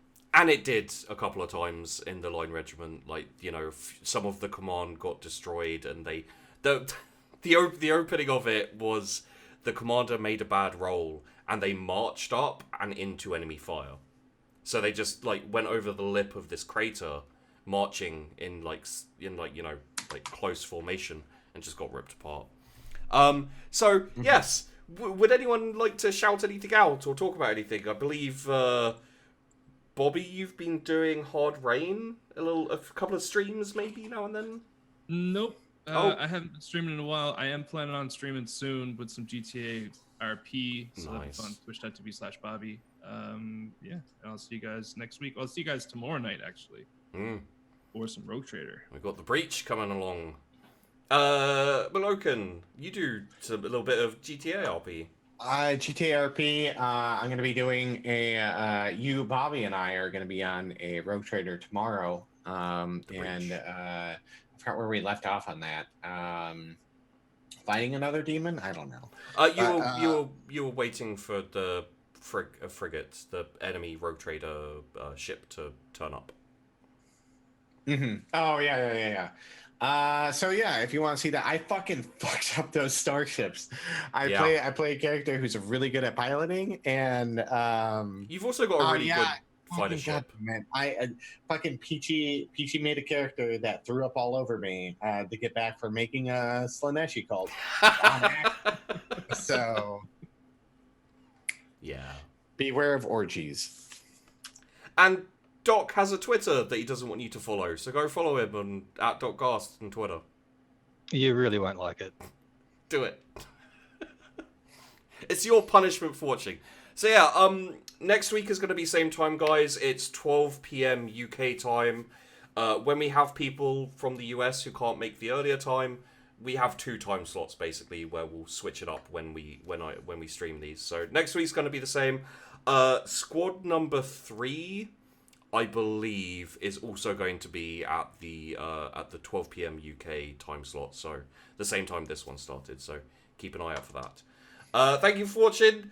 Hope you enjoyed, and yeah, next week, death probably. Eventually, there's going to be death among the players. I don't know when, but let's hope for next week.